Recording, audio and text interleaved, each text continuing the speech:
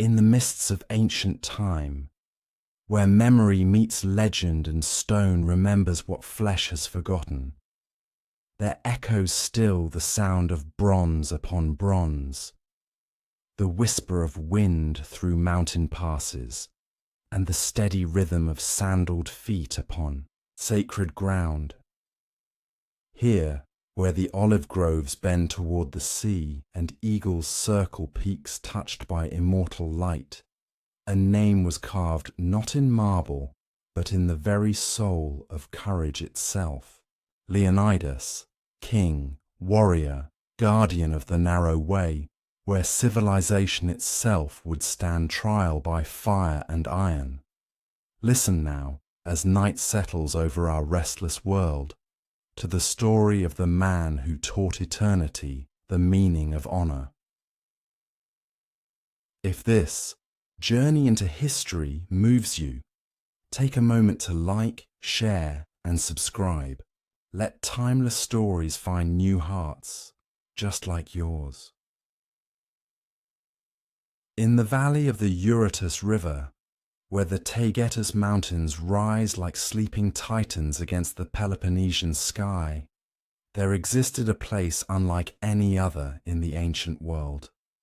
Sparta, its very name, carried on the wind like a prayer, like a warning, like the distant clash of shields in training yards, where boys became warriors and warriors became legends. The sun rose each day over a land that seemed carved by the gods themselves for the forging of heroes. Here, in this austere valley, the earth itself was harder, the air cleaner, the light more piercing than in the soft cities to the north. The olive trees grew gnarled and tough, their silver leaves catching the mountain light like tiny shields. The river ran clear and cold from the peaks, carrying with it the memories of ancient glaciers and the whispered promises of eternal snow. This was not a land for the weak or the comfortable. The very stones seemed to speak of discipline, of sacrifice, of the price that must be paid for greatness. In Athens, men built theatres and philosophized in marble halls.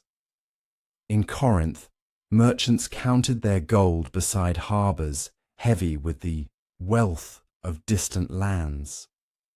But in Sparta, in this valley between the mountains and the sea, men built something far more precious and far more dangerous. They built character. The Spartans were not numerous. In all the Greek world, there were perhaps 8,000 true Spartan warriors, men born to the warrior class, raised from birth in the discipline of arms and honor. But these 8,000 were worth 10 times their number of any other men who drew breath beneath the Mediterranean sun. They moved with the precision of dancers, spoke with the economy of poets, and fought with the fury of gods defending Olympus itself. Their city was unlike the others. No great walls surrounded Sparta, for as one of their kings had said, "Our young men are our walls, and the points of our spears are our boundaries." No magnificent temples dominated the skyline. No golden statues proclaimed the wealth of merchants or the vanity of tyrants. Instead, there were training grounds, simple barracks, and the austere beauty of a people who had learned that true strength comes not from what one possesses, but from what one is willing to sacrifice. Into this world of discipline and honor, in the year that would later be counted as 540 before the birth of Christ, a child was born who would embody all that Sparta had dreamed of creating in the human soul. He was born to King Anaxandridas II, in the royal house that traced its lineage back through the mists of legend to Heracles himself, son of Zeus, strongest of all mortals who had ever walked the earth. The child's name was Leonidas, lion-like, and, even in his first cries, the women who attended his birth swore they heard not the mewling of an infant, but the roar of something wild and brave and destined for greatness. His mother, Queen Gorgo, held him against her breast and felt the steady, strong beating of a heart that would one day be the very pulse of Greece herself in her darkest hour. But birth, even royal birth, meant little in Sparta. Every child, prince or pauper, faced the same testing from the moment they drew their first breath. The elders of the city gathered to examine each newborn, looking not for beauty or wealth or the soft promise of comfort, but for strength, for the spark of warrior fire that burned in the eyes of those destined to serve the greater good of their people. Leonidas passed this first test as naturally as a flame burns upward, but this was only the beginning. In Sparta, childhood was not a time of play and gentle learning, but the first stage of a transformation that would either forge a warrior's soul or break those too weak to bear the weight of their destiny.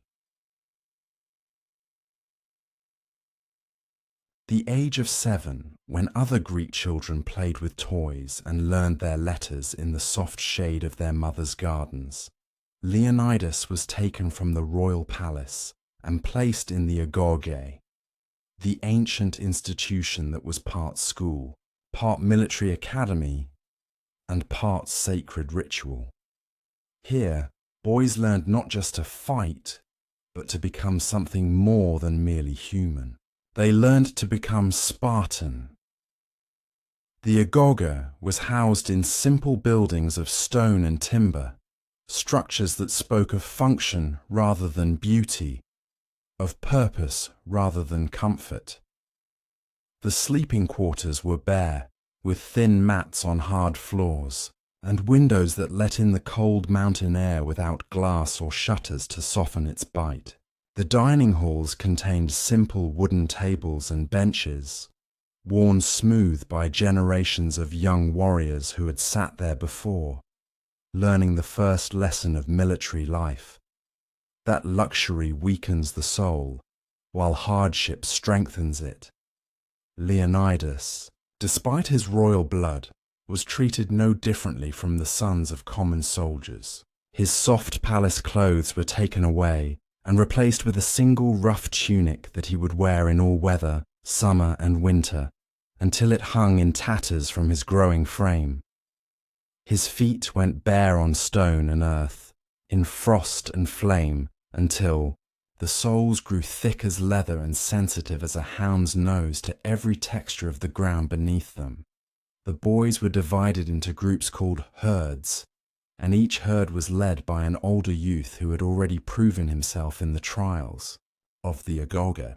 Leonidas found himself under the command of a 17-year-old named Alcibiades, a young man whose scars already told stories of countless training battles, and whose eyes held the steady calm that comes only to those who have looked fear in the face and found it wanting.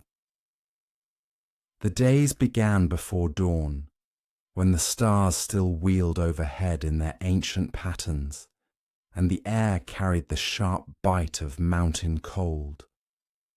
The boys would wake to the sound of a bronze bell, its tone cutting through sleep like a sword through silk. There was no time for the slow awakening of normal children. In Sparta, alertness was a survival skill, and those who could not instantly shake off the fog of sleep would find themselves facing punishments that taught the lesson more memorably than any gentle instruction ever could.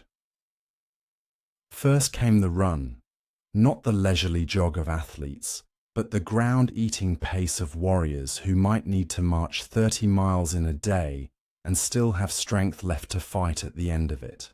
The boys ran through the streets of Sparta as the city awakened, past the simple houses where citizens stirred to their daily labors, past the training grounds where older warriors practiced the deadly dance of spear and shield, past the temples, where priests offered the morning sacrifices to gods who were not gentle shepherds of human comfort, but fierce divinities who demanded excellence from their worshippers. The route led out of the city and into the foothills of Mount Taygetus, where the paths grew steep and rocky, where loose stones tested the balance and thorny shrubs reached out to catch the unwary. Here, in this natural gymnasium, the boys learned that their bodies were not their own property to be pampered and protected, but tools to be honed and hardened for the service of something greater than themselves. Leonidas ran with the rhythm of a born warrior, his breath coming steady and controlled even when the path climbed so steeply that the other boys gasped and struggled. His legs, already long for his age, carried him over the rough ground with the sure-footed grace of a mountain goat, and his eyes stayed alert to every detail of the terrain, learning the lessons that might someday mean the difference between victory and defeat, between life and death. After the run came breakfast, if it could be called that. The boys received a small portion of black broth, the legendary Spartan meal that was said to be so unpalatable that foreigners who tasted it immediately understood why Spartans were so eager to die in battle rather than return home to face another bowl of it. But for the boys of the Agoge, this bitter liquid was not just sustenance. It was a daily reminder that they were not training to be comfortable, but to be capable of surviving and fighting, no matter how harsh the conditions they might face.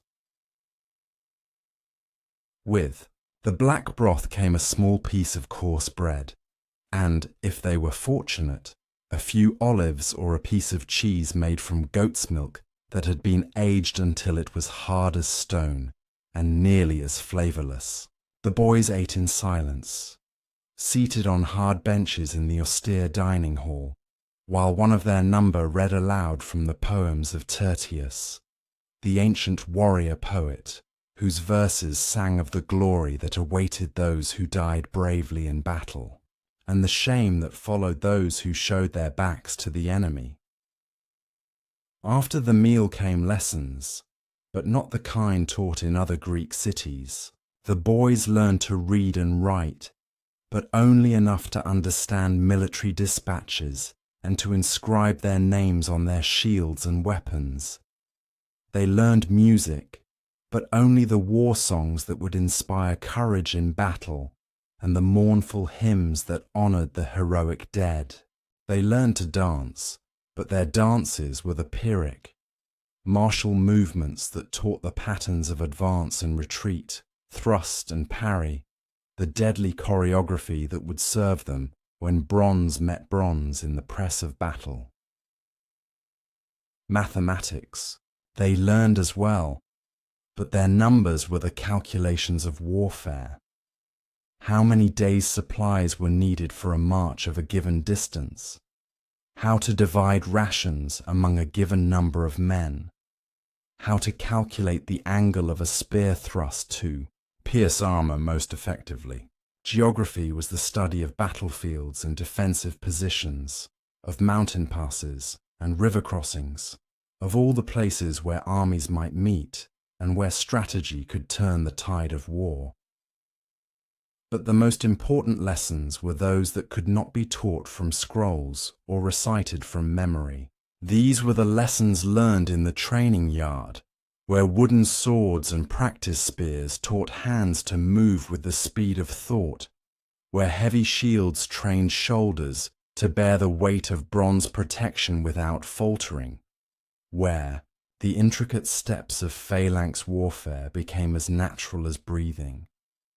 The training yard of the Agoge was a place where dust and sweat mingled with ambition and pain, where the sound of wooden weapons clashing against bronze shields created a rhythm that seemed to echo the very heartbeat of Sparta herself. Here, under the watchful eyes of veteran warriors whose bodies bore the scars of real battles fought in far-off places, the boys learned the most sacred art of their people, the art of war. Leonidas approached these lessons with the intensity of a flame drawing near to oil. His body, still that of a child, but already showing the promise of the warrior he would become, moved through the prescribed forms with a precision that caught the attention of even the most hardened instructors. His wooden sword, weighted to simulate the bronze blade he would someday carry, became an extension of his will, moving in arcs and thrusts that seemed to be guided by some inner sense of combat that went beyond mere training. The spearwork came next, and here the true nature of Spartan warfare revealed itself. The dory, the long spear that was the primary weapon of the hoplite warrior, was not merely a tool for killing, but an instrument that required years to master fully. 8 feet of ash wood topped with a bronze point sharp enough to penetrate the finest armor, balanced so perfectly that it could be wielded with one hand while the other managed the great bronze shield that protected not just the warrior himself, but the man standing beside him in the Phalanx formation. Leonidas learned to hold the spear in the overhand grip, thrust forward over the shield's rim with the precision of a striking serpent.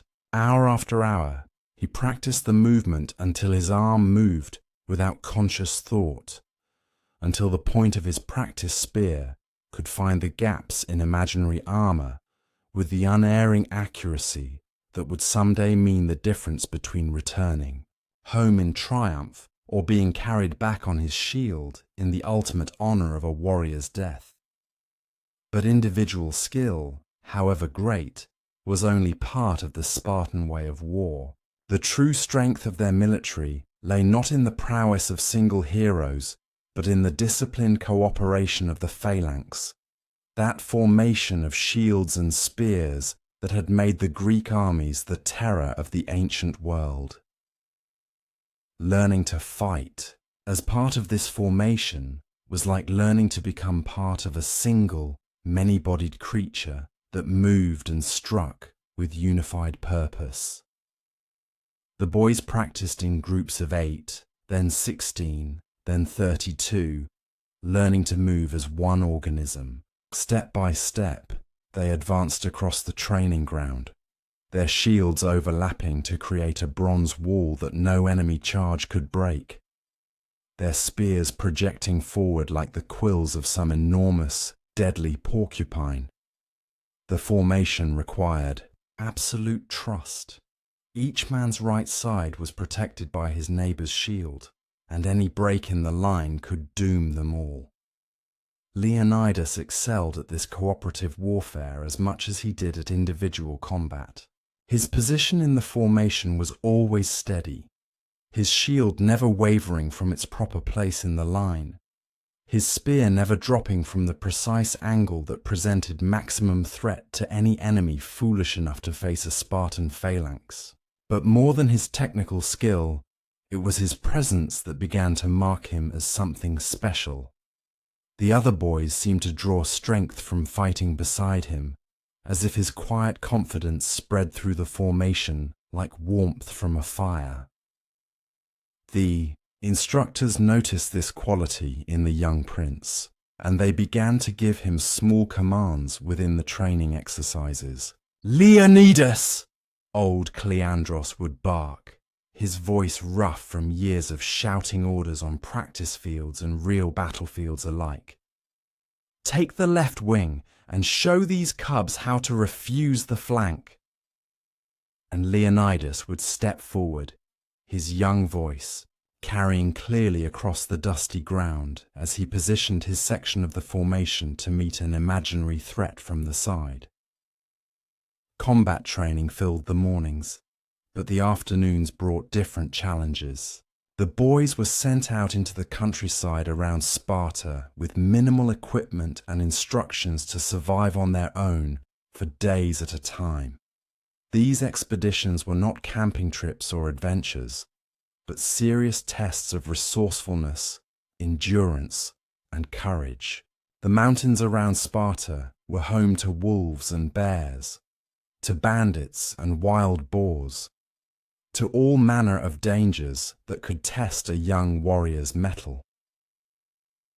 Leonidas learned to move through the forest as silently as a shadow, to read the signs that spoke of animal tracks and weather changes, to find water in seemingly barren landscapes, and shelter in places where a casual observer would see only empty wilderness. He learned to set snares for rabbits and birds, to identify the plants that could provide nourishment and those that brought death to the unwary, to kindle fire with flint and steel even in the dampest conditions.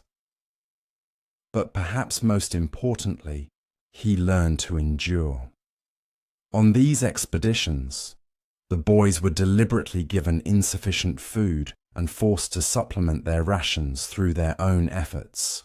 They slept on the ground with only thin cloaks for warmth, marched through rain and snow without complaint, and learned that the human body and spirit could endure far more hardship than most people ever imagined possible.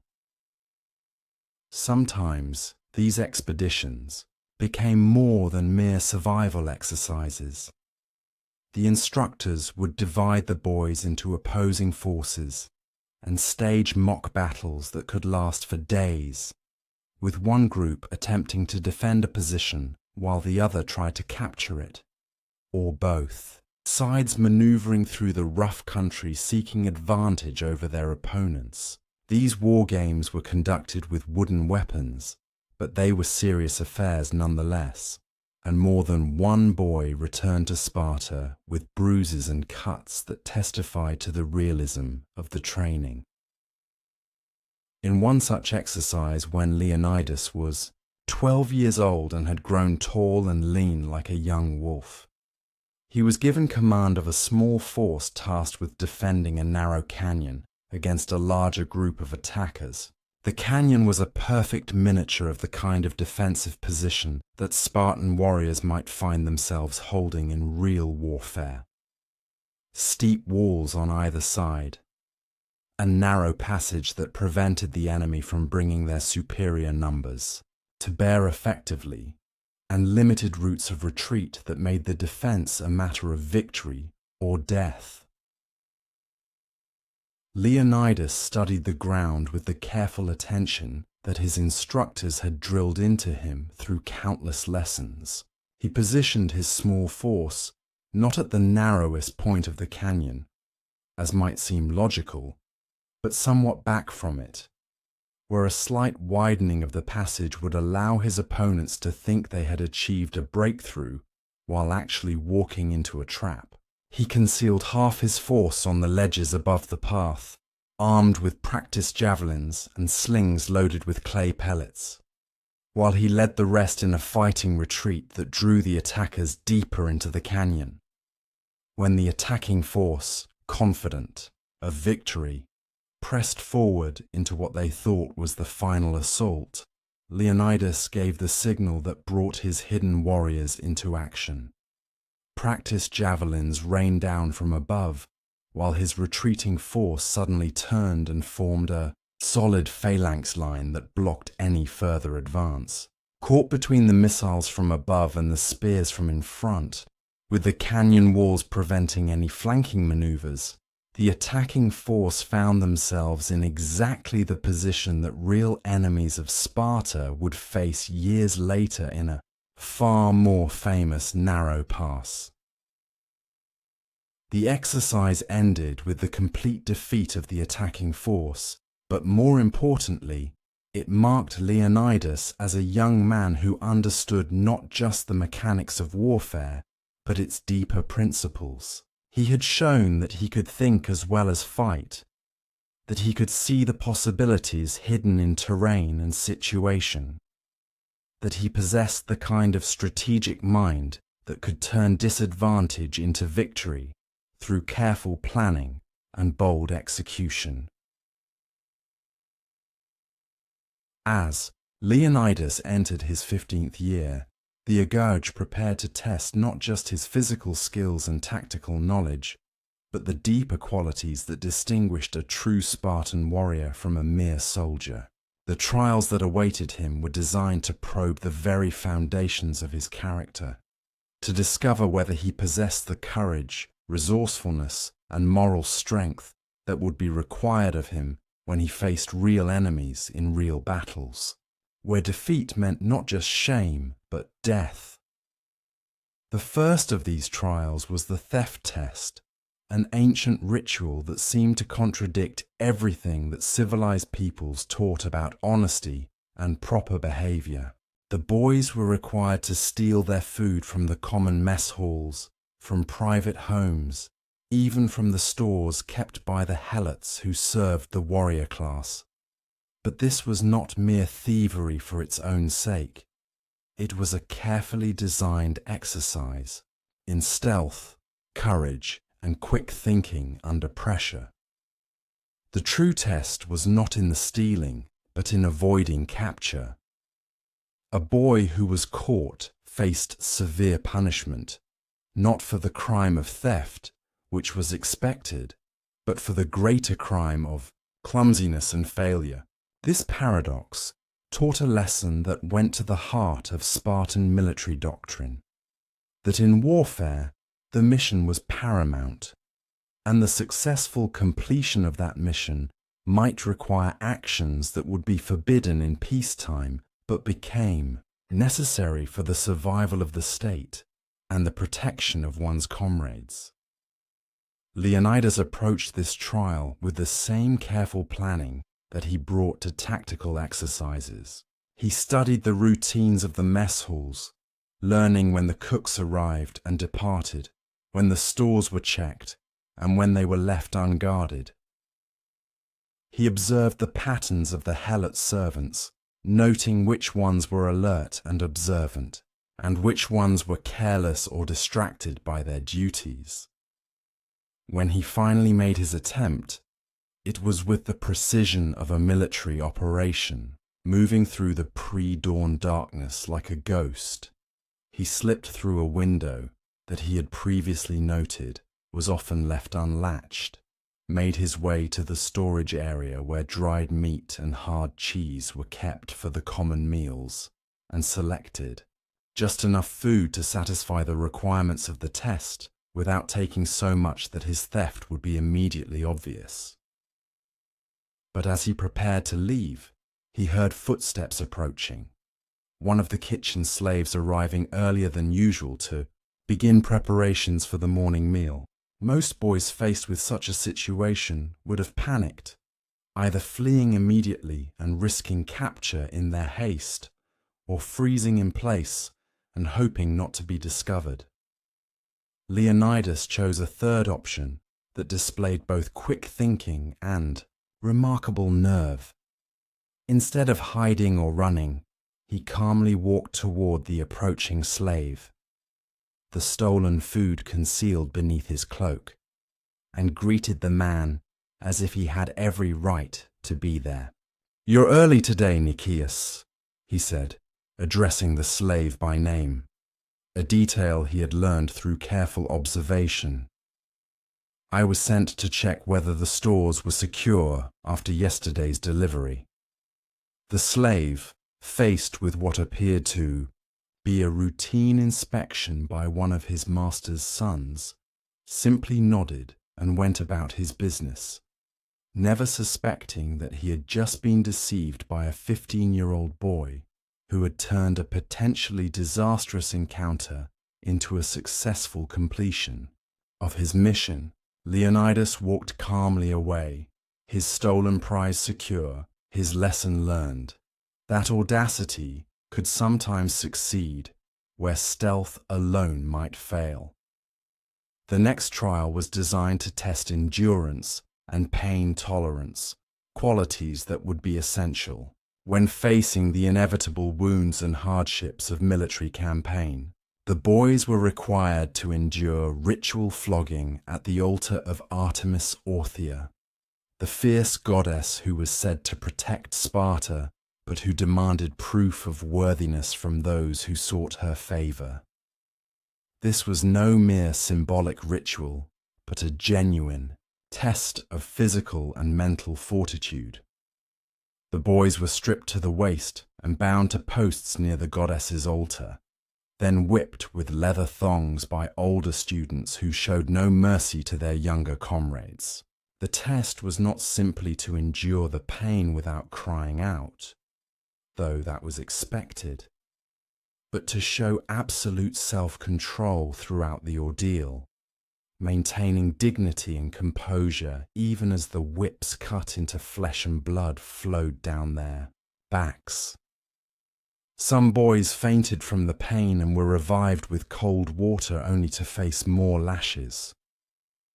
Others broke down and begged for mercy, earning not compassion but contempt from instructors and fellow students alike. A few, the strongest and most determined, maintained their composure throughout the entire ordeal, their faces showing strain but never losing the calm dignity that marked them as future leaders. When Leonidas faced his turn at the posts, he approached the ordeal with the same methodical preparation that he brought to every challenge. He had watched the trials of other boys and learned from their successes and failures. He had practiced breathing techniques that helped him manage pain, mental exercises that allowed him to separate his consciousness from physical discomfort, and visualization methods that transported his mind to other places while his body endured what it must. As the first lash fell across his shoulders, Leonidas felt the sharp bite of leather against skin, the warm flow of blood beginning to trace lines down his back. But his mind was elsewhere, not in some pleasant fantasy of escape, but in a deeper place where pain became simply another form of information, no different from the ache of muscles after a long run or the sting of sweat in cuts from training exercises. Lash after lash fell, and still Leonidas maintained his composure. His breathing remained steady and controlled, his face calm as mountain stone, his eyes focused on some distant point that seemed to lie beyond the physical world entirely. The other boys watched in amazement and respect as their future king demonstrated the kind of self-mastery that even the instructors found impressive.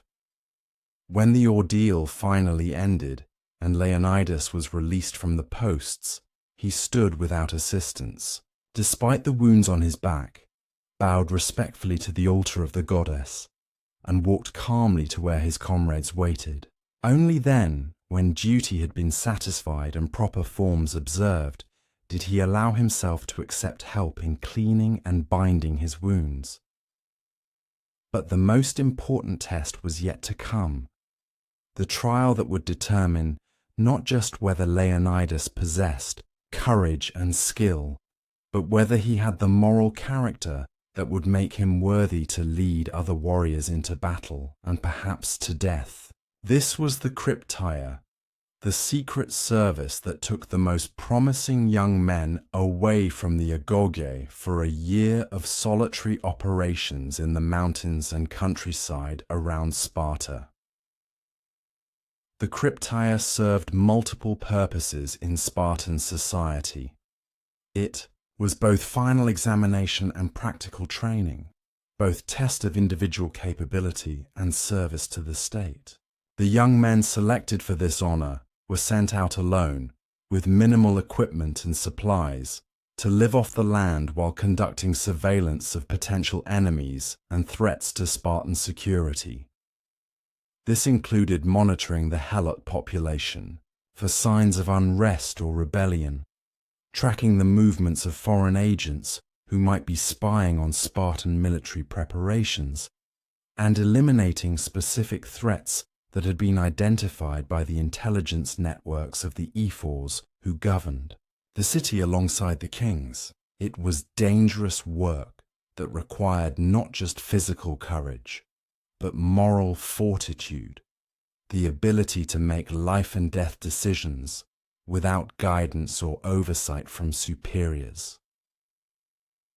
When Leonidas received his assignment for the Krypteia, he was told simply to report to a certain cave in the Taygetus Mountains where he would receive further instructions.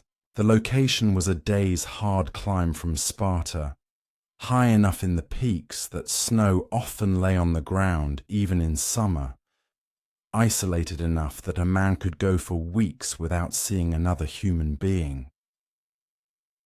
He arrived at the designated place as the sun was setting behind the western peaks, painting the sky in shades of gold and crimson that seemed to echo the colors of bronze and blood that dominated so much of Spartan life. The cave was larger than he had expected, with evidence that it had been used for military purposes for many years. Stone fire rings, sleeping areas carved from the rock, and storage alcoves that contained supplies and equipment left by previous occupants. In one of these alcoves, he found a bronze tablet containing his specific instructions, written in the sparse, economical style that characterized all Spartan communications. He was to spend the next year monitoring a section of the border between Spartan territory and that of their neighbors, reporting on any unusual military activity, and eliminating any threats to Spartan security that fell within his capabilities to handle alone. The tablet also contained more disturbing instructions, a list of specific individuals, helots suspected of planning rebellion against their Spartan masters, who were to be eliminated if the opportunity arose. This was the darkest aspect of the Krypteia, the part that tested not just courage and skill, but the willingness to take life in service of the state, even when that life belonged to someone who had committed no crime beyond harboring thoughts of freedom. The year that Leonidas spent in the Krypteia would shape him more profoundly than all his previous training combined. Alone in the harsh beauty of the Taygetus Mountains, with only his own skills and judgment to rely upon, he learned lessons that could not be taught in any classroom or training yard. He learned the weight of absolute responsibility, the burden of making decisions that could mean life or death, not just for himself, but for the state he served and the people who depended on that state for their protection. His cave became both home and fortress, a place that he fortified with carefully placed stones and concealed traps that would warn him of any approach by enemies while remaining invisible to casual observation. He learned to move through the mountain wilderness like a ghost, traveling mostly at night when his dark cloak would blend with the shadows, avoiding the paths that others might use, navigating by stars and landmark stones that his training had taught him to read like a written map. The physical challenges were severe enough. Winter in the mountains brought snow and ice that could kill the unprepared, while summer brought heat that could be equally deadly to those who did not understand the rhythms of mountain weather. Leonidas learned to read the signs that warned of coming storms, to find shelter and water in places where none seemed to exist, to hunt and trap the game that would keep him alive when his stored supplies ran low. He became intimately familiar with every valley and ridge in his assigned territory, learning which paths the shepherds used to move their flocks between seasonal pastures, which springs provided reliable water throughout the year, which caves and overhangs could provide shelter from weather or concealment from enemies. His knowledge of the terrain became so complete that he could navigate in complete darkness, moving as surely as if he walked the familiar streets of Sparta itself. But the mental and moral challenges were far more difficult than the physical ones. Day after day, month after month, he was utterly alone with his thoughts and responsibilities. There was no one to consult when difficult decisions arose, no superior officer to provide guidance or share the burden of command. Every choice he made was his alone, and the consequences of those choices would fall entirely on his shoulders. The surveillance duties were relatively straightforward, requiring patience and careful observation, but presenting few moral dilemmas.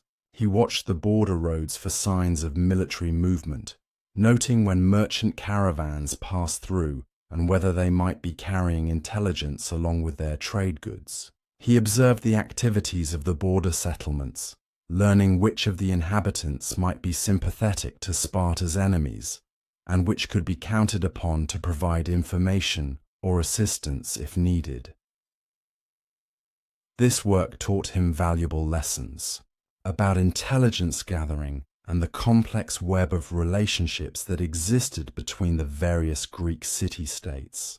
He learned that warfare was not just a matter of armies clashing on battlefields, but a constant, ongoing struggle fought with information and influence as much as with spears and swords. The merchant who seemed to be conducting innocent trade might actually be carrying messages between enemy agents. The shepherd who grazed his flocks near the border might be observing Spartan military preparations and reporting what he saw to those who would pay for such intelligence. But it was the other aspect of his duties, the elimination of specific threats, that tested his character most severely.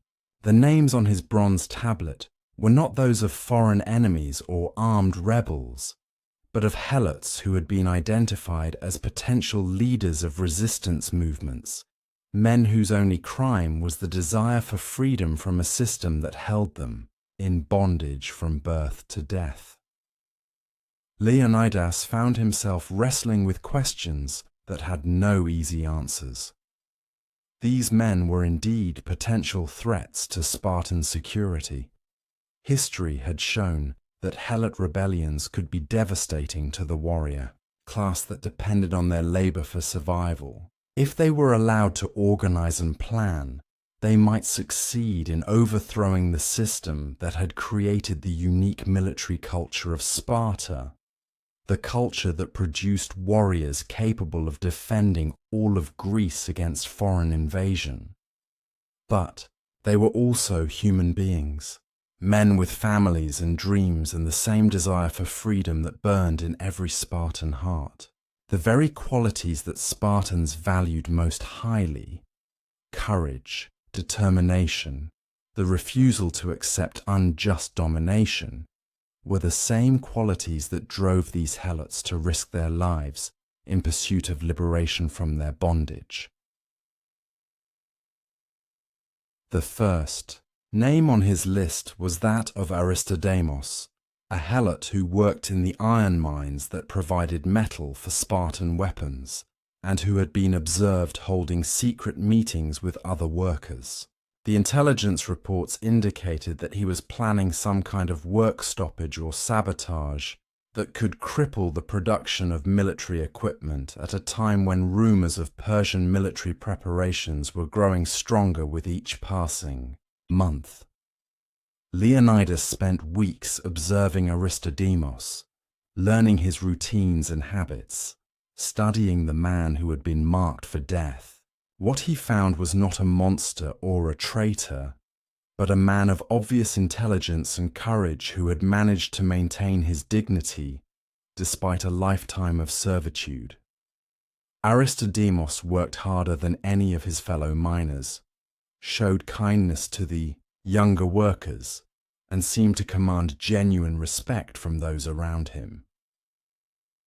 The secret meetings, when Leonidas finally managed to observe one, were not the plotting sessions of revolutionaries, but something far more touching and far more dangerous to the stability of the Helot system.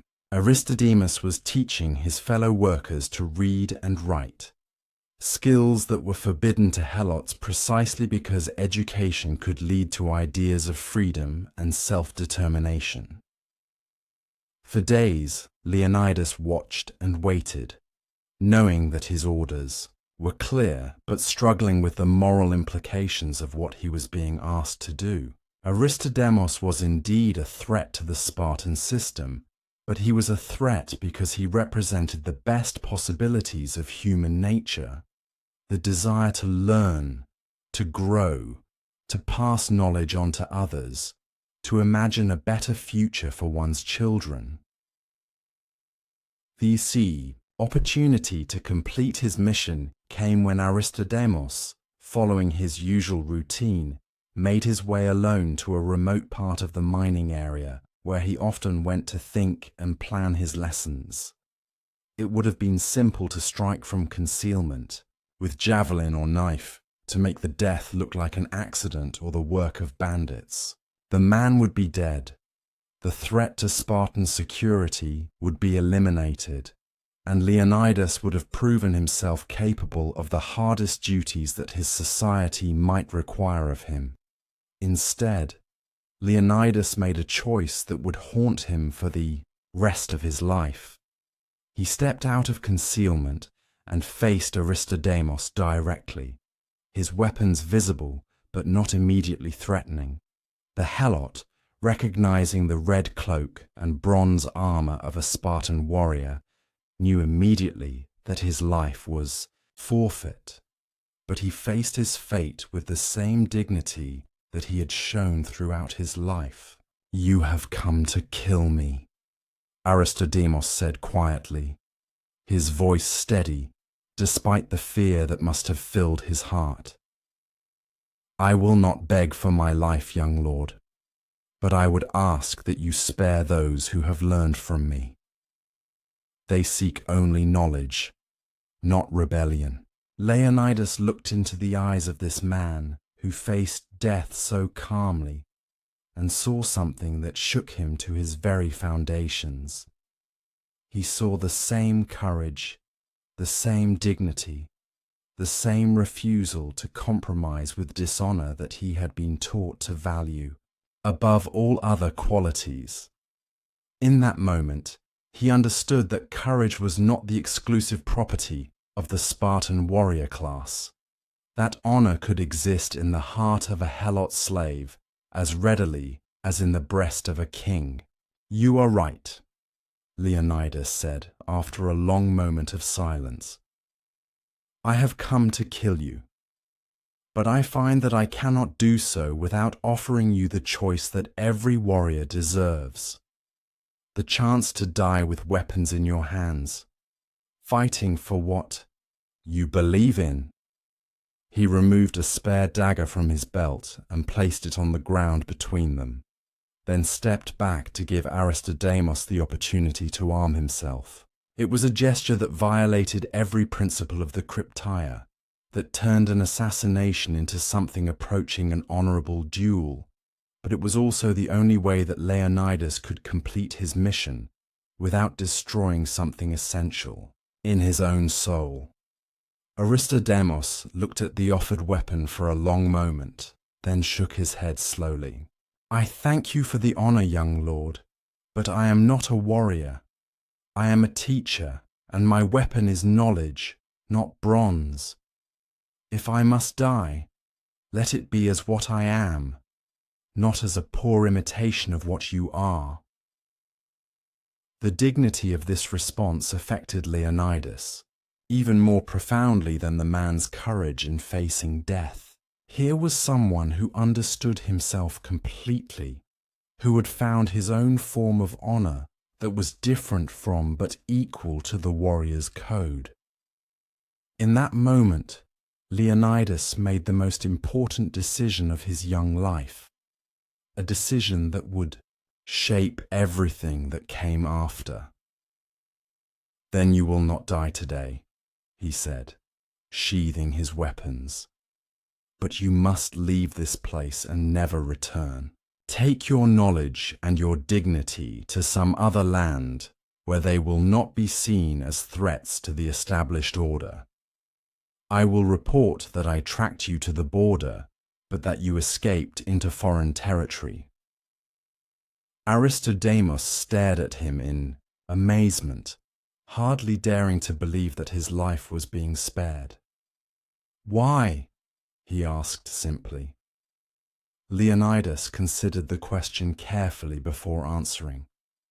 Because I have learned that true strength lies not in the ability to destroy one's enemies, but in the wisdom to distinguish between those who deserve destruction and those who deserve respect. You are not my enemy, Aristodemos. You are a man of honor who happens to have been born into unfortunate circumstances. That night, as Aristodemos made his way toward the border and freedom, Leonidas sat alone in his mountain cave and contemplated what he had done. He had violated his orders, shown mercy to someone who had been marked for death, and allowed a potential threat to Spartan security to escape. By the strict standards of the Krypteia, he had failed in his duty, but he had also learned something that would serve him well in the years to come. That true leadership required not just the ability to follow orders blindly, but the moral courage to make difficult decisions based on principles that went deeper than immediate military necessity. He had learned that honor was not just about personal courage, but about recognizing and respecting honor wherever it might be found, even in the most unexpected places. The remaining months of his Krypteia service passed without similar moral crises. The other names on his list proved to be genuine threats, men who were planning violent rebellion or were actively working as agents for Sparta's enemies. These he eliminated without hesitation or regret, understanding that their deaths were necessary for the protection of his people and his way of life. When his year of solitary service finally ended and he made his way back down from the mountains to rejoin Spartan society, Leonidas was no longer the boy who had entered the Krypteia. He was a man tested by hardship and tempered by difficult choices, ready to take his place among the warriors who would defend not just Sparta, but all of Greece against the storms that were already gathering in the distant east. His return to Sparta was marked by a simple ceremony in which he reported to the ephors on his activities during his time in the mountains. His account was factual and complete, though he chose his words carefully when describing certain incidents. The ephors, experienced in reading between the lines of such reports, understood that their future king had learned the lessons he needed to learn, though perhaps not in exactly the way they had intended. But the most important audience for his return was not the ephors or even his fellow warriors. It was his father, King Anaxandridas, who looked into his son's eyes and saw the man that the boy had become. The king nodded once, slowly, and Leonidas knew that he had passed the most important test of all. He had earned the respect of the man whose throne he would someday inherit, whose responsibilities he would someday bear, whose legacy he would someday either honor or diminish by his own choices. The Agoge was complete. Leonidas had become a Spartan warrior in the fullest sense of the term, trained not just in the arts of war, but in the deeper mysteries of leadership, honor, and moral courage. But his education was far from over. The world beyond Sparta's borders was changing in ways that would soon test everything he had learned, and the greatest challenges of his life still lay ahead. waiting in the mists of an uncertain future where the fate of all Greece would hang in the balance. As he walked through the familiar streets of his city, greeting old friends and comrades who had completed their own trials and transformations, Leonidas could not know that far to the east, in the great palaces of Persia, plans were already being made that would bring fire and death to the shores of Greece. He could not know that his name would someday be spoken with the same reverence accorded to the greatest heroes of legend, or that his choices in a narrow mountain pass would echo through the centuries like the bronze clash of shield against shield. But he could feel, in the deep places of his warrior's heart, that great events were stirring in the world, that the quiet years of training and preparation were drawing to a close, and that soon he would be called upon to prove not just to himself, but to all of history that the lessons of Sparta, discipline, courage, honor, and the willingness to sacrifice everything for the greater good were more than mere words carved in stone. The boy who had been taken from his mother's arms to begin the long journey of the Agoge was gone forever, transformed as completely as iron is transformed in the forge. In his place stood a man ready to face whatever trials awaited him, armed not just with bronze and skill, but with the harder weapons of character and conviction that would serve him when all else failed. The king who would hold the pass was ready to claim his destiny, though he did not yet know its shape or understand the price it would demand. The year was 489 BCE, when fate, like a patient sculptor, began to carve the final lines of Leonidas's destiny.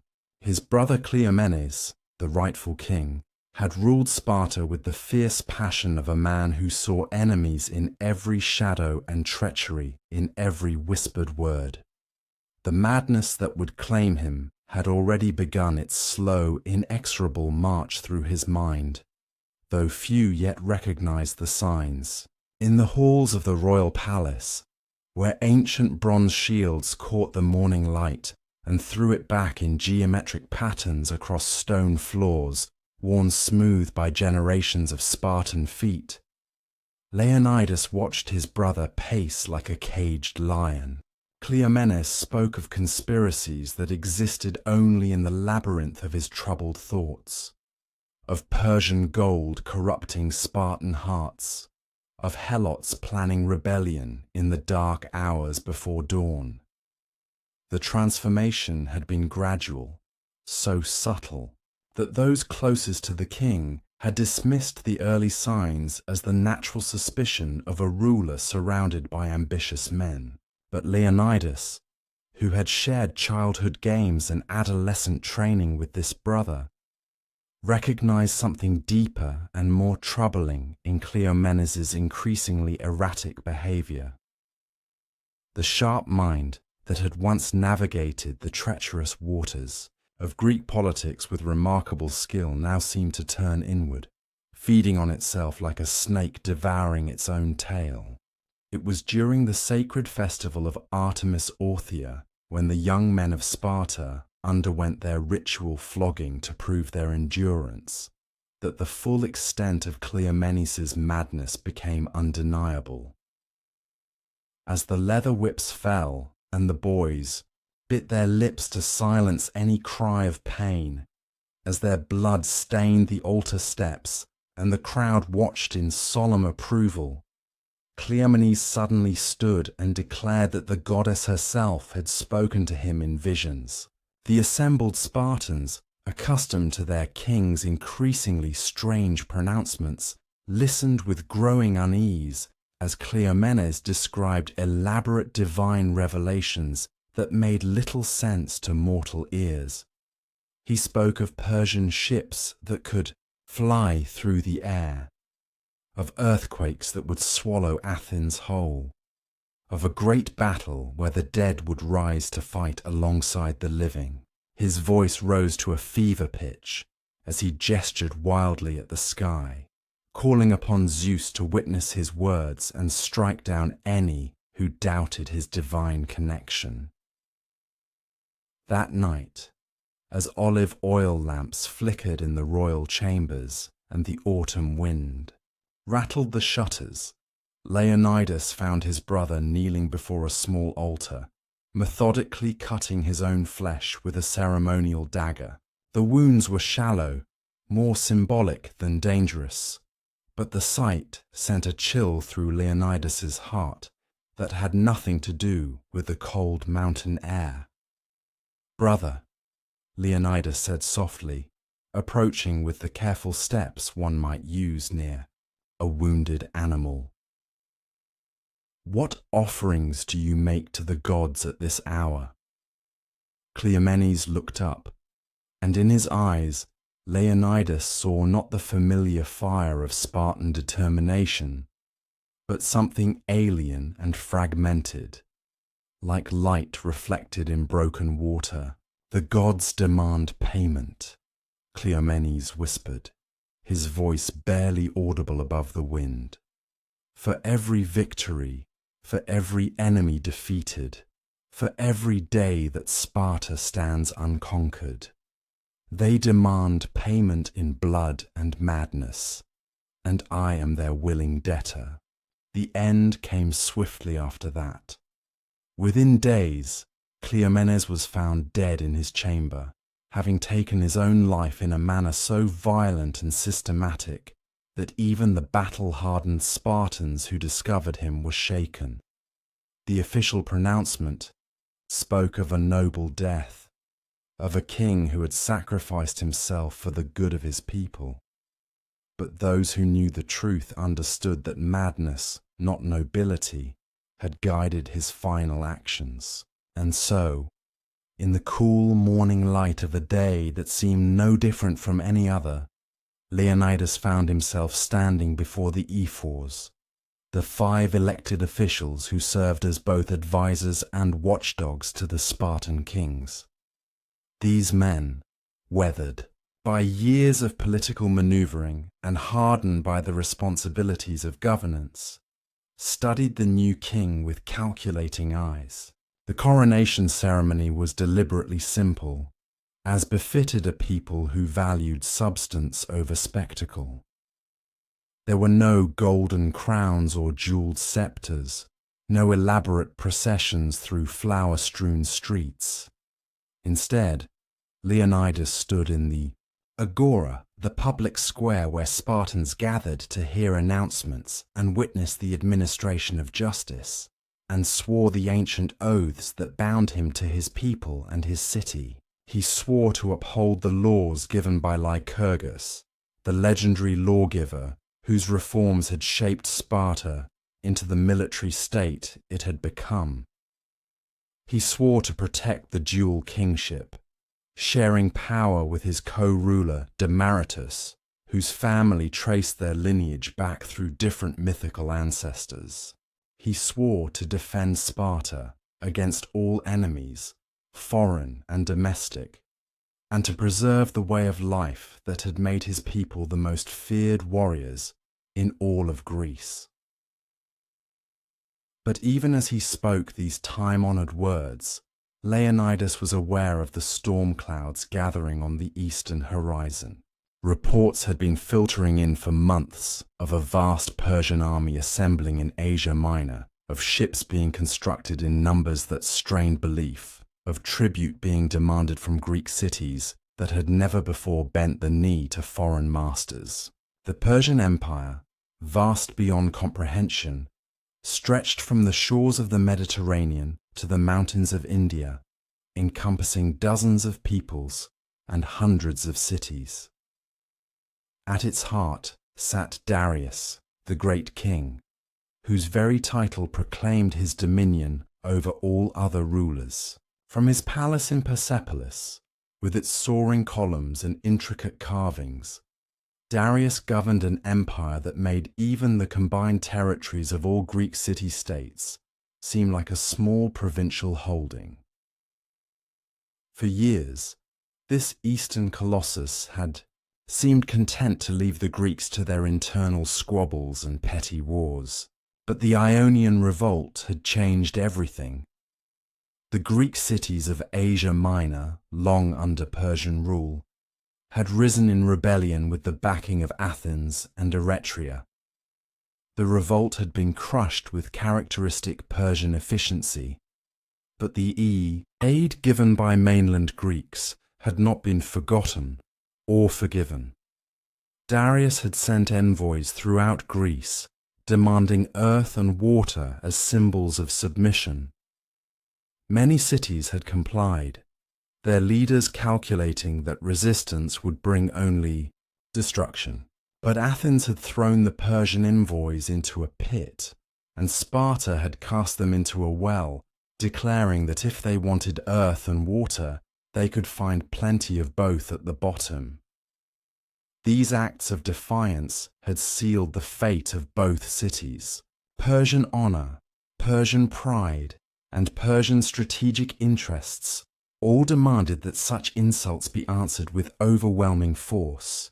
The machine of conquest that had swallowed kingdoms and toppled dynasties was now turning its attention to the scattered, quarrelsome city-states of Greece. In the months following his coronation, Leonidas found himself grappling with the complexities of kingship in a time of impending crisis. The Spartan system of dual monarchy meant that he shared power with Demaratus, a man whose background and temperament were markedly different from his own.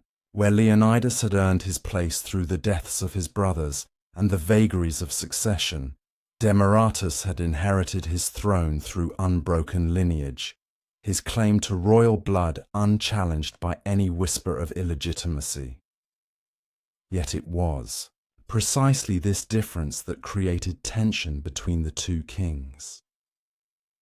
Demaratus, secure in his ancestral right to rule, often took positions that seemed to Leonidas to reflect a dangerous complacency about the Persian threat. At council meetings, when reports arrived of Persian preparations and mobilizations, Demaratus would counsel patience and diplomacy, arguing that Sparta's reputation for military prowess might be sufficient to deter an attack. Leonidas, however, had spent too many years studying the art of war to believe that reputation alone would protect his people. He knew that the Persians were not easily intimidated, that they had conquered peoples and armies that had seemed invincible until the moment they were not. The empire that stretched from the Hellespont to the Hindu Kush had not been built by men who respected the martial reputations of their enemies. As winter deepened and the first snows dusted the peaks of Mount Taygetus, Leonidas began to make his own preparations. He met quietly with the commanders of the Spartan army, men whose scars told the stories of a dozen battles, and whose eyes held the calm confidence of those who had faced death and found it wanting. Together, they reviewed the passes and valleys through which an invading army might march, the defensive positions that might be held, the strategies that might give a smaller force some hope against overwhelming numbers. The most promising defensive position was a narrow pass in central Greece, called Thermopylae, the Hot Gates, named for the sulphurous springs that bubbled up from the earth nearby. Here, the coastal road that connected northern and southern Greece squeezed between the mountains and the sea, creating a bottleneck where a small force might hold off a much larger army. The pass was only wide enough for a few men to fight abreast, negating the numerical advantages that the Persians would inevitably possess. But Thermopylae was hundreds of miles from Sparta, deep in territory controlled by other Greek states, whose loyalty in the coming conflict remained uncertain. To make a stand there would require not just military planning, but diplomatic skill, the ability to forge alliances with cities that had their own fears and ambitions. It would require convincing the Athenians, traditional rivals of Sparta, to fight alongside their former enemies. It would require persuading the Thebans, whose proximity to the likely invasion route made them natural targets for Persian pressure, to resist the temptation of collaboration. Most challenging of all, it would require overcoming the opposition of his own people, many of whom remained skeptical that the Persian threat was as serious as Leonidas believed. The Spartan elite, confident in their military superiority and protected by their mountain barriers, saw little reason to risk their precious warriors in defense of other Greek cities. If the Persians came, they argued, let them break themselves against Spartan shields on Spartan soil, where every advantage would lie with the defenders. Across the wine-dark Aegean, in the marble halls of Persepolis, where the morning sun cast long shadows through columns carved with the likenesses of conquered peoples, Darius the great king held court. The man who ruled from India to Egypt, whose armies had crossed the Danube, and whose fleets had sailed beyond the Pillars of Hercules, was growing old. His beard, once black as a raven's wing, now showed streaks of silver, and his hands, which had once gripped sword and bow with the strength of a young warrior, sometimes trembled when he reached for his wine cup. Yet his mind remained sharp, and his anger over the Greek defiance burned as hot as ever. The destruction of Sardis during the Ionian revolt had been a humiliation that demanded answer, and the execution of his envoys by Athens and Sparta had been an insult that could not be forgiven. Each day that passed without retribution diminished his prestige among the satrapies and encouraged other potential rebels to test the limits of Persian patience. In the year that Greeks would later call 492 BCE, Darius had launched his first major expedition against the Greek mainland. Mardonius, his nephew and one of his most trusted generals, had led a combined army and fleet across the Hellespont and into Thrace. The campaign had begun promisingly, with Thracian tribes submitting to Persian authority and Macedonian kings offering their allegiance. But disaster had struck when the Persian fleet was caught in a storm off Mount Athos, losing hundreds of ships and thousands of men to the cold waters of the northern Aegean. The setback had been temporary, a reminder that even the mightiest empire remained subject to the whims of wind and wave. Darius had ordered new ships built and fresh troops recruited, but he had also learned from the experience. The next expedition would take a different route, one that minimized the risks of naval disaster while maximizing the shock of Persian might. As the seasons turned and the preparations continued, reports reached Sparta of the scale of the Persian mobilization. Merchants returning from trading voyages spoke of harbors filled with ships, of roads clogged with marching columns, of requisitions that stripped entire provinces of their grain and livestock. The numbers they reported seemed impossible, the product of fear and exaggeration. But even when discounted for the natural tendency of rumors to grow in the telling, they painted a picture of preparations on an unprecedented scale. The Persian military machine was unlike anything the Greeks had ever faced. Where Greek armies were composed primarily of citizen soldiers who farmed their fields in peacetime and took up arms only when their cities were threatened, the Persian host included professional units drawn from across the empire. There were the Immortals, 10,000 elite infantry whose numbers were maintained by immediate replacement of any casualties, their shields and spears glinting with gold and silver inlay. There were Median cavalry, masters of the horse whose ancestors had ruled empires before Cyrus was born. There were Scythian archers, nomads from the steppes, whose composite bows could drive arrows through bronze armor at distances that made Greek javelin throwers seem like children playing at war. But it was not just the diversity of the Persian forces that made them formidable. It was their organization and logistics. The Persian Empire had been built by men who understood that armies march on their stomachs, that victory depends as much on supply lines as on sword arms.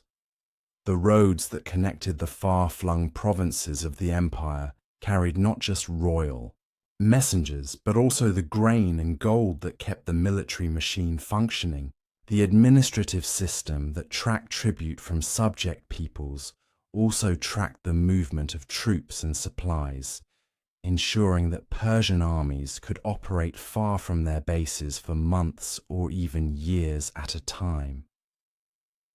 As 491 BCE gave way to 490, the long-anticipated Persian expedition finally launched. This time, Darius had chosen a different commander and a different strategy. Artaphernes, satrap of Lydia and one of the king's most experienced administrators, would lead the expedition, alongside Datis, a Median noble whose loyalty to the crown was absolute. Their forces would cross the Aegean directly, island hopping through the Cyclades before landing on the mainland of Attica. The strategy was sound, avoiding the treacherous waters off Mount Athos, while striking directly at the heart of Athenian power. The Persian fleet, rebuilt and enlarged since the disaster of 2 years before, numbered in the hundreds of ships, their holds packed with soldiers and their decks bristling with weapons. The army they carried was smaller than what Darius might have assembled for a land campaign, but it was still formidable enough to crush any force the Athenians could muster. The expedition's first target was Eretria, the other Greek city that had dared to support the Ionian rebels. The Eretrians, despite advance warning of the Persian approach, were caught unprepared for the scale of the attack. Their walls, built to withstand the assaults of neighboring city-states, crumbled under the weight of Persian siege engines. Their soldiers, brave but inexperienced in the face of such overwhelming odds, broke and fled when the Immortals advanced in perfect formation, their bronze shields overlapping like the scales of some monstrous serpent. The fall of Eretria sent shockwaves throughout Greece.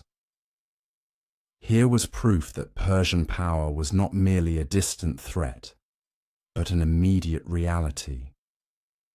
The survivors who escaped the city's destruction brought tales of Persian efficiency and ruthlessness that chilled the blood of those who heard them. The Persians had not merely conquered Eretria, they had erased it, carrying its population into slavery and burning its temples to ash.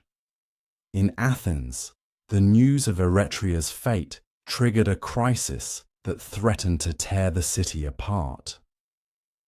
The democracy that had emerged from the reforms of Cleisthenes was still young and fragile, its institutions untested by the kind of existential threat that now loomed over the city. In the ecclesia, the popular assembly where citizens gathered to debate and vote on matters of public policy, voices were raised in anger and fear as different factions proposed different responses to the Persian advance. Some, led by those who had opposed the aid to the Ionian rebels from the beginning, argued for submission. They pointed to the fate of Eretria as evidence of what resistance would bring, and they reminded their fellow citizens that Athens, for all its pride and accomplishments, was still just one city facing an empire that spanned continents. Better to negotiate while they still had something to offer, they argued, than to face the complete destruction that awaited those who defied the great king. Others, however, saw in the Persian advance not just a threat, but an opportunity. Miltiades, one of the 10 generals elected annually to command Athenian forces, had spent years in the Thracian Chersonese and had seen Persian power up close. He knew that the Persian army, for all its size and reputation, was not invincible. It depended on supply lines stretched across hundreds of miles of hostile territory, and it included many units whose loyalty to the Persian crown was based more on fear than on genuine allegiance. When the Persian fleet finally appeared off the coast of Attica and landed at Marathon, a plain some 25 miles northeast of Athens, the moment of decision had arrived. The Athenian army, numbering perhaps 10,000 men, marched out to meet them, reinforced by a small contingent from Plataea, the only other Greek city to answer Athens's call for aid. The Battle of Marathon, fought on a September morning when the air was crisp with the promise of autumn and the sea breeze carried the scent of salt and seaweed, would become one of the most famous engagements in military history. Against all odds, the Greek phalanx, strengthened at the wings and thinned in the center, had charged across the plain and smashed into the Persian line with devastating effect. The center of the Greek formation, deliberately weakened to draw, in the Persian attack had bent but not broken under the assault of the immortals. Meanwhile, the strengthened wings had crushed the Persian flanks and wheeled inward, trapping the enemy elite in a deadly embrace. By the time the sun reached its zenith, the plain of Marathon was littered with Persian dead, and the survivors were fleeing to their ships in desperate confusion. The victory at Marathon sent a different kind of shockwave throughout the Greek world. Here was proof that Persian armies could be defeated, that the empire that had seemed so invincible was vulnerable to the disciplined courage of free men fighting for their homes and their gods. The news spread like wildfire, carried by swift-footed messengers who ran from city to city with the incredible tale of how 10,000 Greeks had routed a force twice their size. In Sparta, the news of Marathon was received with a mixture of admiration and concern. The Spartans had always prided themselves on being the premier warriors of Greece, and the fact that their Athenian rivals had won such a stunning victory without Spartan help was both inspiring and troubling. Leonidas, studying the reports of the battle with his military advisors, recognized that Marathon represented both an opportunity and a danger. The opportunity lay in the proof that Persian forces could be defeated by Greek tactics and Greek courage. The danger lay in the likelihood that Darius would not accept such a humiliation without response. The Persian king's pride, already wounded by the failure of his first expedition, would demand a more decisive demonstration of imperial power. The next Persian invasion would not be a limited expedition like the one that had failed at Marathon. It would be a full-scale assault designed to settle the Greek question once and for all. These concerns proved prophetic. As 490 BCE gave way to 489, reports began filtering back from the east of massive new preparations. Darius, his anger at the Marathon defeat, consuming him like a fever, had ordered mobilizations on a scale that dwarfed all previous efforts. Every satrap was commanded to provide troops and supplies. Every shipyard was ordered to begin construction of new vessels. Every granary was requisitioned to feed the armies that would march west. But even as these preparations continued, fate intervened. In the form of revolts in Egypt and Babylon, the Persian Empire, vast as it was, remained vulnerable to internal rebellions, and these new crises demanded the great king's immediate attention. The planned invasion of Greece would have to wait while Darius dealt with more pressing threats. To his authority, the delay proved fatal to Darius's ambitions. In 486 BCE, as he was preparing to march against the Egyptian rebels, the great king died suddenly. His life ended by illness, or perhaps by the accumulated stress of ruling an empire that stretched across 3 continents. His death brought an end to the immediate threat of Persian invasion, but it also brought a new and perhaps more dangerous enemy to the throne of Persepolis. Xerxes, the son and heir of Darius, was a man of different temperament and ambitions than his father. Where Darius had been a pragmatic ruler who understood the limits of power, Xerxes was consumed by dreams of glory that bordered on the divine. He saw himself not merely as the inheritor of his father's empire, but as its destiny, the man chosen by Ahura Mazda to bring all the world under Persian rule. The Greek expedition, which Darius had conceived as a matter of imperial honor and strategic necessity, became for Xerxes something approaching a religious crusade. The defeat at Marathon was not just a military setback to be avenged. It was a cosmic insult that demanded the most overwhelming possible response. The Greeks had dared to resist the will of the great king, and for this presumption, they would face not just conquest, but utter annihilation.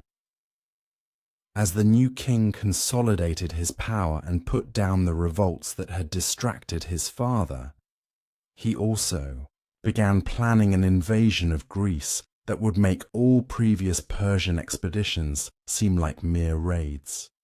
This would not be a limited campaign aimed at punishing specific cities. It would be nothing less than the conquest of Europe, the expansion of the Persian Empire to its natural boundaries at the western edge of the world.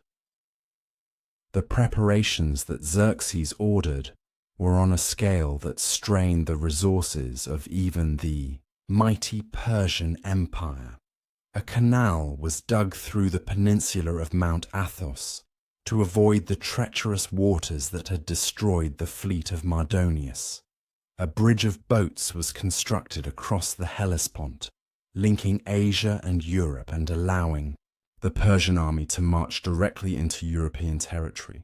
Supply depots were established at regular intervals along the route that the army would follow, ensuring that the largest military force in history would not run short of food or equipment.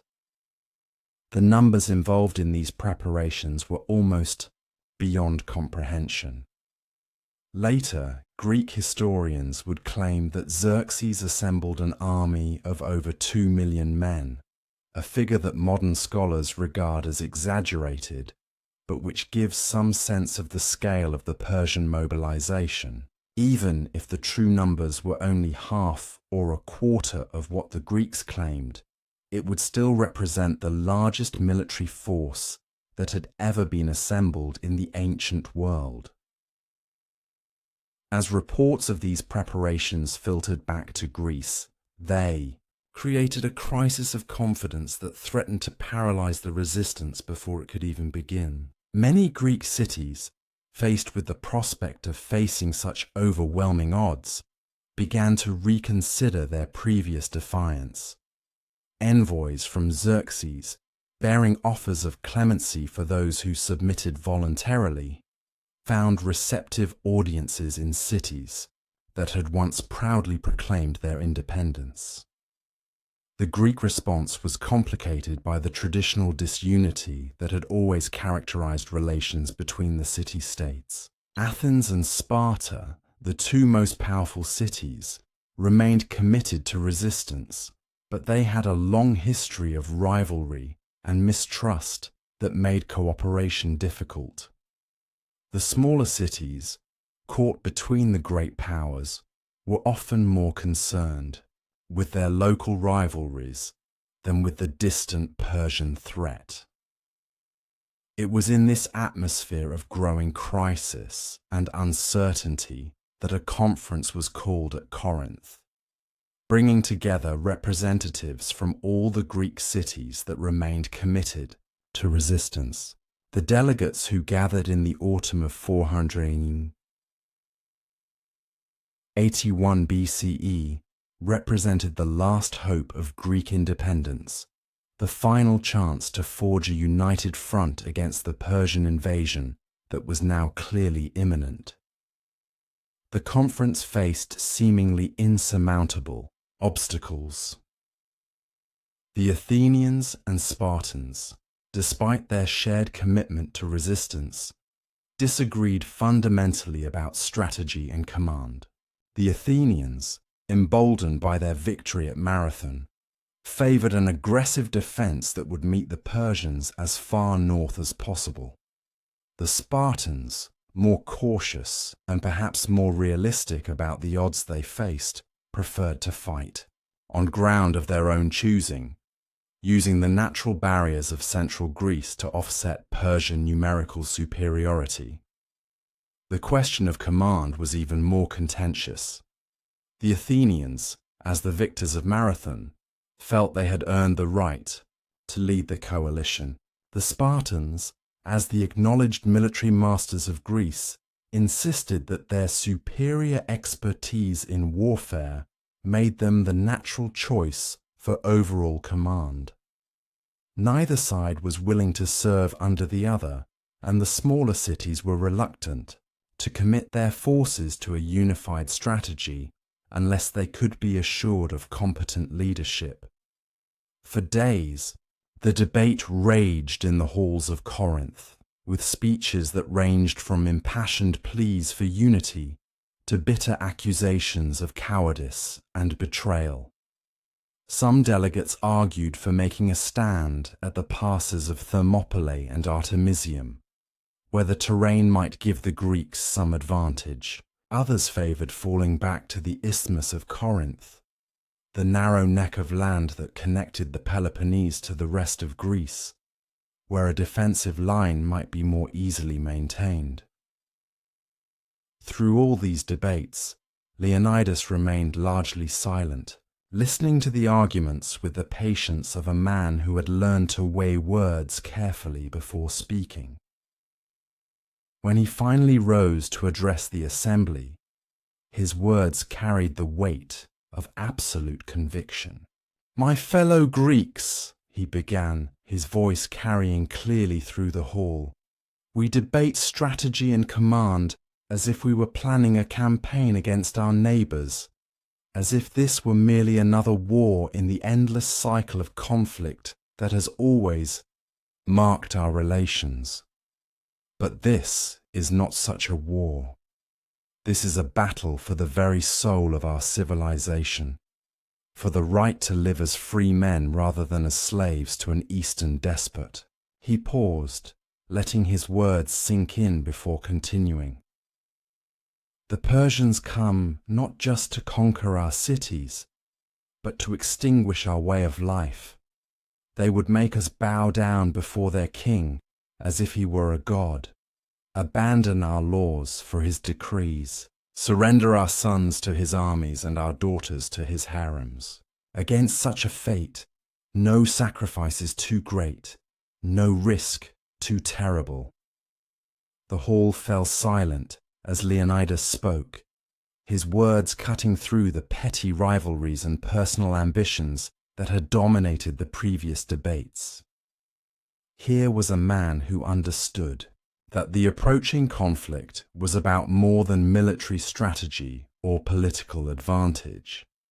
It was about the fundamental question of whether Greek civilization would survive or perish. "If we are to have any hope of victory," Leonidas continued, We must put aside our differences and fight as one people with one purpose. The Spartans will serve under Athenian command if that is what unity requires. The Athenians will accept Spartan leadership if that serves the common cause. What matters is not who commands, but that we command ourselves, that we remain free men fighting for our freedom. His words had the desired effect. The delegates, shamed by the contrast between their own petty concerns and the nobility of Leonidas's vision, began to find common ground. Athens would provide the ships and naval expertise. Sparta would provide the military leadership and the disciplined infantry that would be needed to hold the line against Persian attacks. The smaller cities would contribute what they could, secure in the knowledge that their sacrifices would be part of a larger strategy rather than isolated gestures of defiance. By the time the conference ended, a plan had emerged that represented the best hope of Greek resistance. A combined Greek fleet would attempt to hold the straits at Artemisium, preventing the Persian navy from outflanking the land forces. Meanwhile, a small force of Greeks would make a stand at Thermopylae, the narrow pass that offered the best chance of stopping, or at least delaying, the Persian army.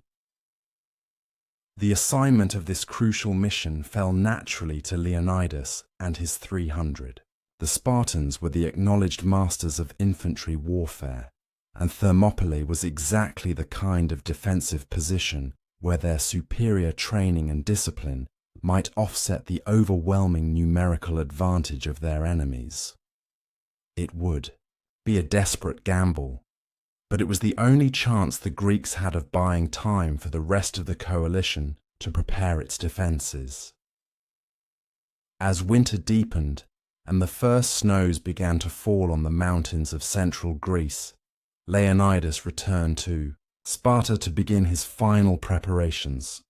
The decision to make a stand at Thermopylae had been easy. The decision of how to prepare his men for what would almost certainly be a battle to the death proved more difficult.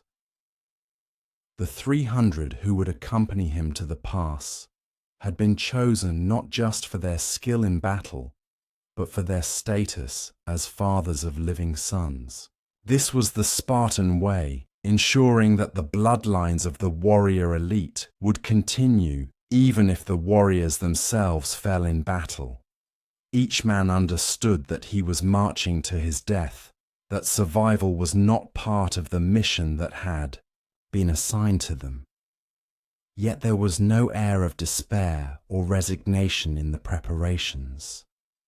These were men who'd been trained from childhood to face death with courage, who had been taught that a glorious death in battle was preferable to a long life spent in safety. They prepared their weapons with the same methodical care they had always shown, oiled their armor with the same attention to detail, said their farewells to their families with the same stoic dignity that had always marked the Spartan character as spring returned to the mountains and the Persian army began its march across the Hellespont.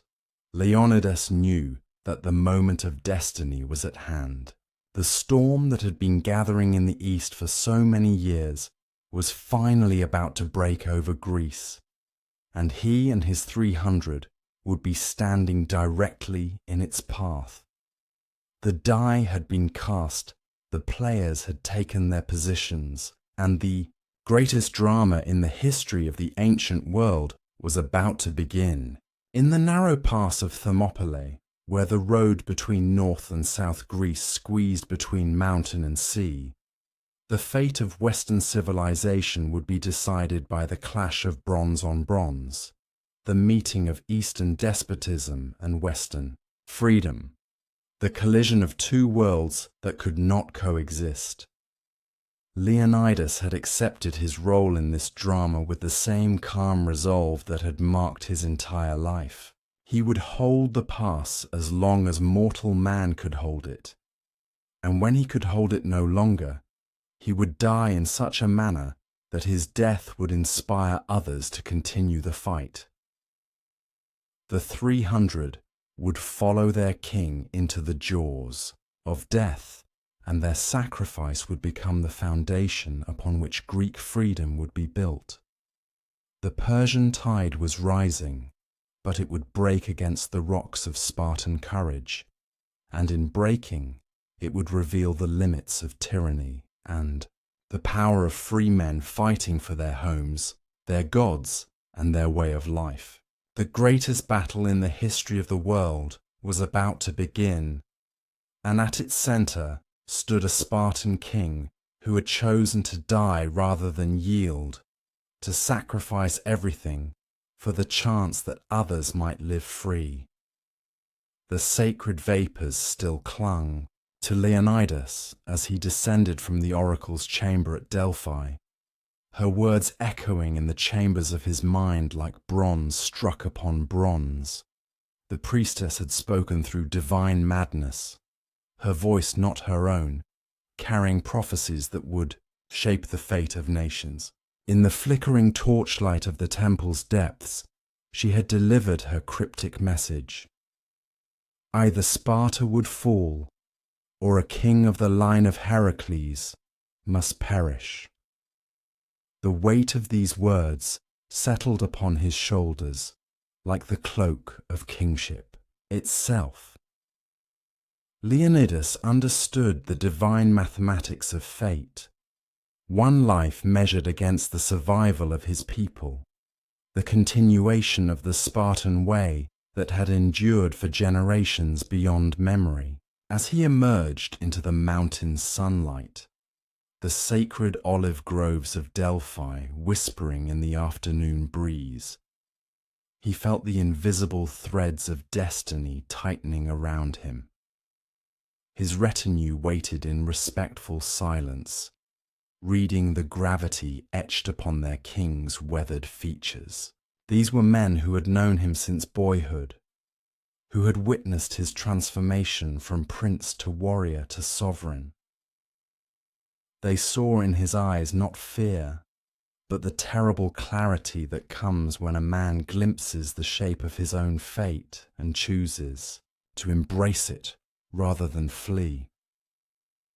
The journey back to Sparta wound through landscapes that seemed touched by the divine presence still lingering around their king. Ancient olive trees, their trunks gnarled with centuries of growth, cast shadows that danced with supernatural meaning. The very stones beneath their horses' hooves seemed to whisper of battles yet to come, of choices that would echo through the corridors of time long after the men who made them had returned to dust. A king's true crown is not gold upon his head, but the weight of his people's fate upon his heart. Upon his return to Sparta, Leonidas found his city transformed by the urgency of preparation. The Persian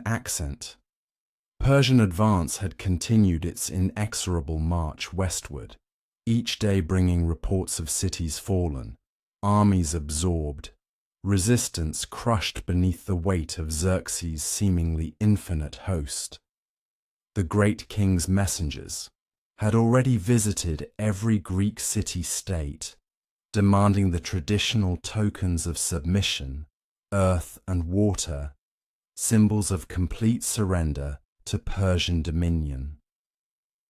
Most had complied, their leaders calculating that survival trumped honor, that accommodation was preferable to annihilation. But Sparta had given its answer long ago, when Leonidas's predecessor had cast the Persian envoys into a deep well, their demands for submission buried beneath stones and darkness. The die was cast, the course set toward a confrontation that would test not merely military might, but the very soul of what it meant to be Greek, to be free, to choose death over dishonor.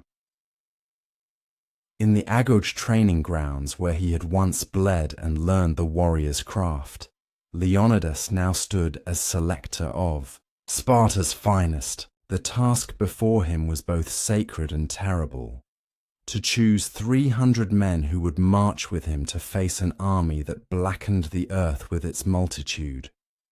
These would not be merely soldiers, but the living embodiment of Spartan virtue, men whose names would be carved in memory long after their bodies had fed the earth. The selection process began at dawn, as the first light painted the mountains surrounding Sparta in shades of gold and crimson. One by one, the warriors of Sparta presented themselves before their king, each man a masterpiece of decades spent in preparation for this moment. They stood in perfect formation, bronze gleaming, spears held with the casual grace that marked the true professional warrior. Leonidas walked among them, his gaze penetrating beyond mere physical prowess to something deeper. The quality of spirit that would hold firm when death pressed close. When the easy path lay in retreat and the hard path demanded everything. He sought men who possessed not just skill with sword and spear, but that rarer quality of absolute commitment, the willingness to transform themselves into living shields for the ideals they cherished. Among the first chosen was Dieneces, whose wit was as sharp as his blade, a man who could find humor even in the shadow of doom. When someone had remarked that the Persian arrows would be so numerous they would block out the sun, Dieneces had merely smiled and replied, "Good, then we shall fight in the shade." Such men were precious beyond measure, warriors who faced death not with grim resignation, but with the lightness that comes from complete acceptance of fate. Alpheus and Maron, brothers who had fought side by side through countless campaigns, were selected together. Their bond transcended mere family ties, becoming something approaching the mythical. Two souls sharing one purpose, two bodies moving with supernatural coordination in battle. In their synchronized movements, Leonidas saw the embodiment of Spartan unity, the power that emerged when individual will merged with collective purpose. Each selection carried its own weight of meaning. Proclus, the veteran whose scars told the story of 20 years defending Spartan borders, represented experience and wisdom. Theron, barely past his 20th year, but already marked by the gods as exceptional, embodied the future that might never come to pass. Young Aristodemos, whose eyes blazed with such fierce dedication that older warriors stepped aside in respect, carried within him the pure flame of Spartan idealism. But the selection process demanded more than choosing the worthy. It required excluding the equally deserving. For every man selected, two others of near equal merit remained behind, their disappointment hidden behind masks of Spartan discipline. These rejections cut Leonidas more deeply than enemy blades ever could, for he understood that he was denying brave men the chance to achieve the ultimate expression of their warrior code. The criteria extended beyond individual capability to include considerations of family and legacy. Leonidas deliberately chose men who had sons, ensuring that Spartan bloodlines would continue regardless of the outcome at Thermopylae. This decision reflected the deeper wisdom of a king who thought not merely in terms of immediate glory, but of his people's survival across generations yet unborn. As summer reached its peak intensity, Sparta found itself bound by the sacred obligations of the Carneia, the festival honoring Apollo that forbade military campaigns during the holy month. The timing seemed crafted by cruel gods. Just as the Persian threat reached its most critical point, religious law demanded that Spartan armies remain within their borders, their spears bound by divine prohibition rather than earthly considerations. The festival transformed Sparta into a city of contrasts. Outward celebration masking inner tension, ritual joy shadowed by impending doom. Citizens moved through the prescribed ceremonies with mechanical precision, their minds consumed by thoughts of the vast army advancing from the north. The traditional songs seemed hollow, the ritual dances performed by bodies whose spirits were already marching toward war. Leonidas participated in the sacred rites with the same meticulous attention he brought to military planning. He understood that the gods' favor could not be courted through convenience, that divine support required absolute adherence to established forms regardless of human urgency. Yet even as he poured libations and offered sacrifices, his mind calculated distances, estimated travel times, weighed the strategic implications of delay. The other Greek city-states watched Sparta's apparent inaction with growing alarm. Messages arrived daily from Athens, Corinth, and the northern cities, their tone progressing from polite inquiry to barely concealed desperation. The Pan-Hellenic alliance hung by threads of mutual mistrust and competing interests, held together only by shared fear of Persian domination. In Athens, Themistocles paced the marble floors of the Agora, his brilliant mind seeking solutions to seemingly impossible military mathematics. The Athenian fleet, magnificent though it was, could not stand alone against the combined naval forces of the Persian Empire. Without Spartan leadership on land, the carefully constructed Greek resistance might crumble before the first sword was drawn in anger. The gods test our resolve not through the trials we choose, but through the timing they impose upon us. Yet Leonidas saw opportunity within constraint, strategy hidden in apparent limitation. If he could not march with the full Spartan army, he could at least honor the spirit of resistance while observing the letter of religious law. The 300 chosen warriors were not an army in the technical sense. They were his personal guard, a royal bodyguard that could legally accompany him on what would be presented as a reconnaissance mission rather than a full military campaign.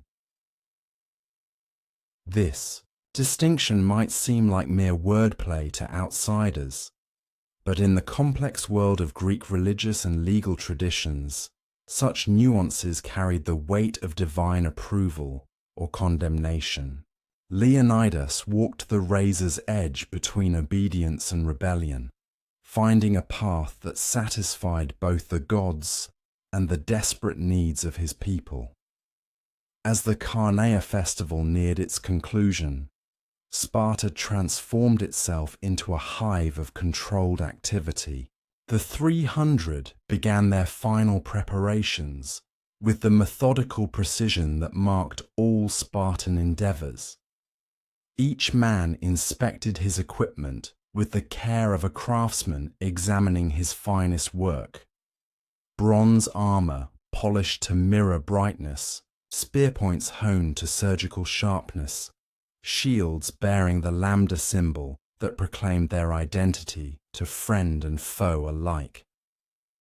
The armorsmiths worked through the night, their hammers ringing against bronze in rhythms that seemed to echo the heartbeat of the city itself. Sparks flew like earthbound stars as metal was shaped and reshaped, each piece of equipment representing not merely functional necessity, but sacred trust.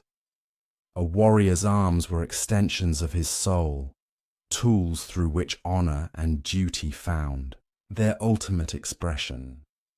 Leonidas supervised these preparations with the attention of a priest tending sacred rituals. He understood that confidence in equipment translated directly to confidence in battle, that the psychological edge gained from perfect preparation could mean the difference between victory and defeat when margins were measured in heartbeats and the span of a blade. The king's own equipment received special attention from the master craftsman of Sparta. His shield, inherited from his father and bearing the accumulated honors of generations, was cleaned and blessed according to ancient custom. The bronze gleamed with such intensity that it seemed to hold captured sunlight, ready to blind enemies, even as it protected its bearer. His spear, crafted from ashwood seasoned in the mountains of Laconia, was balanced with mathematical precision, an extension of his will made manifest in wood and iron. But preparation extended beyond mere material considerations. The 300 engaged in ritual purification, cleansing both body and spirit for the sacred task ahead. They bathed in the cold waters of the Eurotas River, allowing the mountain streams to wash away the accumulated dust of ordinary life. These were men preparing not merely for battle, but for transformation, from mortals bound by earthly concerns to heroes whose deeds would echo through eternity. The wives and mothers of Sparta played their own crucial role in these preparations. They understood, perhaps better than the warriors themselves, the true nature of what lay ahead. There would be no glorious return, no victory parade through familiar streets. This was farewell in its most absolute form, a severing of earthly bonds in service of ideals that transcended individual mortality. Gorgo, Leonidas's queen, embodied the strength expected of Spartan women. She had known from childhood that her role was to produce and support warriors, to be the rock upon which heroes could stand as they faced the storms of fate. Her farewells to her husband carried no tears, no entreaties to abandon duty for personal happiness. Instead, she offered the traditional blessing: return with your shield or on it. Come back with your shield or on it. Traditional Spartan farewell to warriors, the ritual preparations culminated in a ceremony that blended military review with religious observance. The 300 assembled in the Agora at dawn, their bronze armor catching the first light, like signals flashed between earth and heaven. Leonidas moved among them, not as king to subjects, but as first among equals, sharing the fellowship of those who had chosen to transform themselves into living sacrifices for their people's freedom. Each warrior carried provisions calculated with typical Spartan efficiency, enough food for the march north, but nothing beyond what would be needed to reach their destination. There would be no supplies for a return journey, no equipment for extended campaign. This was a march toward destiny, not a conventional military expedition, and every detail reflected that fundamental truth. At the moment when dawn painted the peaks of Taygetus in shades of gold and crimson, Leonidas led his 300 warriors through the gates of Sparta for the final time. The city that had forged them watched in silence as its finest sons began their march toward immortality, each step carrying them further from the familiar valleys of Laconia and closer to the narrow pass where they would write their names in the annals of eternal memory. The column moved with the fluid precision of a single organism. 300 individual wills merged into collective purpose. Their shields, polished to mirror brightness, caught and reflected the morning light, creating patterns of illumination that danced across the landscape, like signals from the gods themselves. The rhythmic sound of their sandaled feet against The stone roadway established a cadence that seemed to echo the heartbeat of Sparta itself.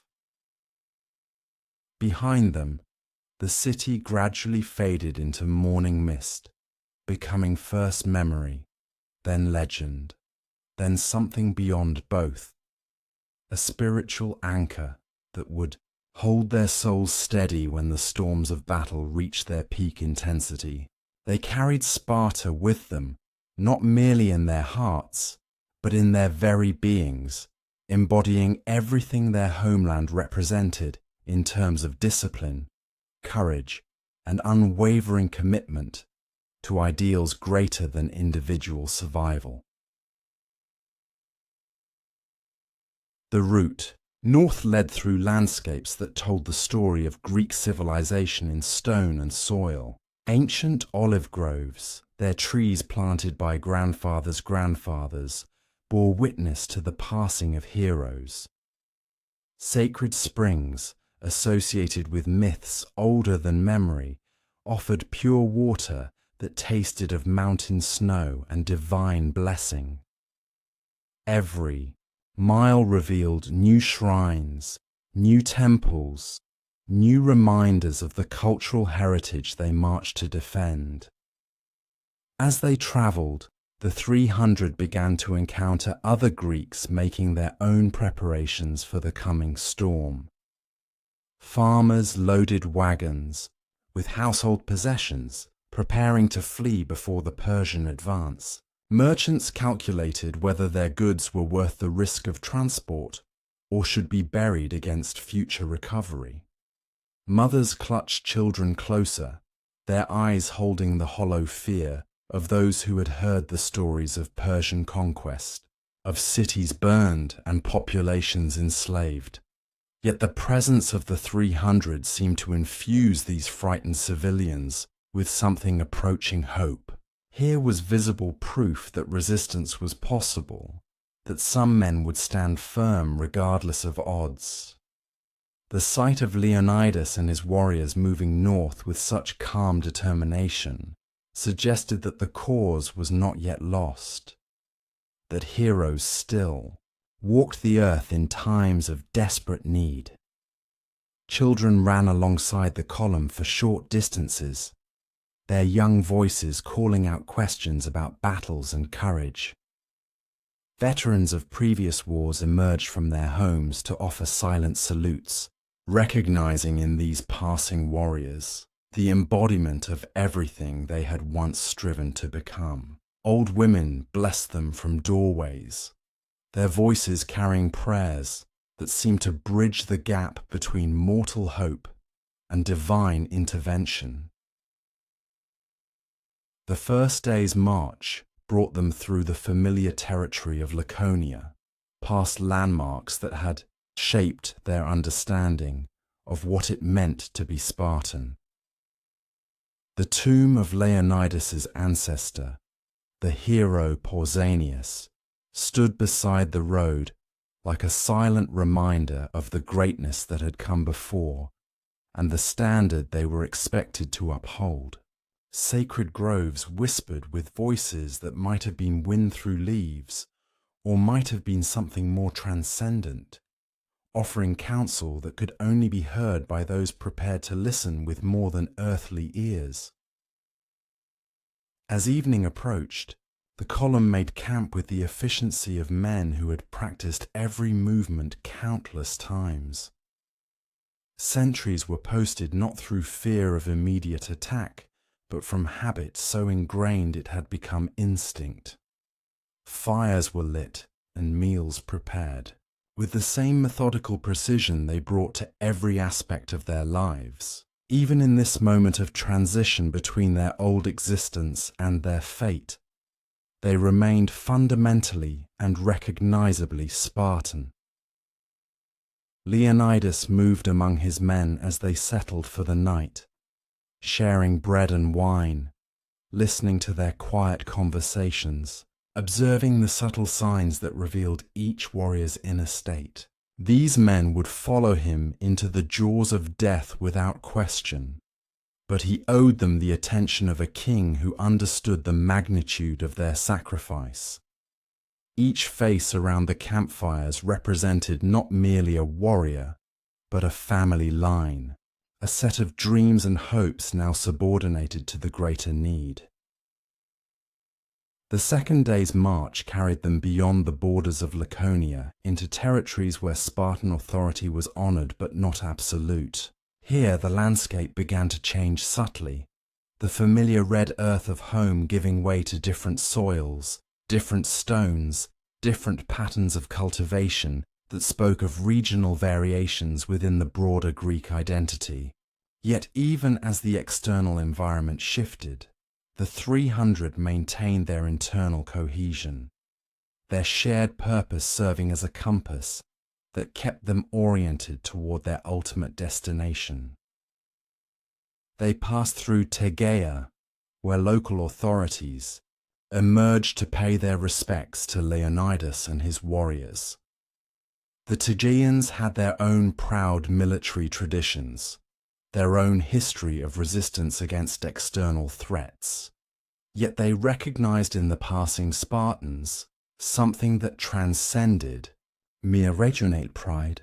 These were men who had been transformed by their mission into living symbols of Greek resistance, carrying within themselves the hopes of all who valued freedom above survival.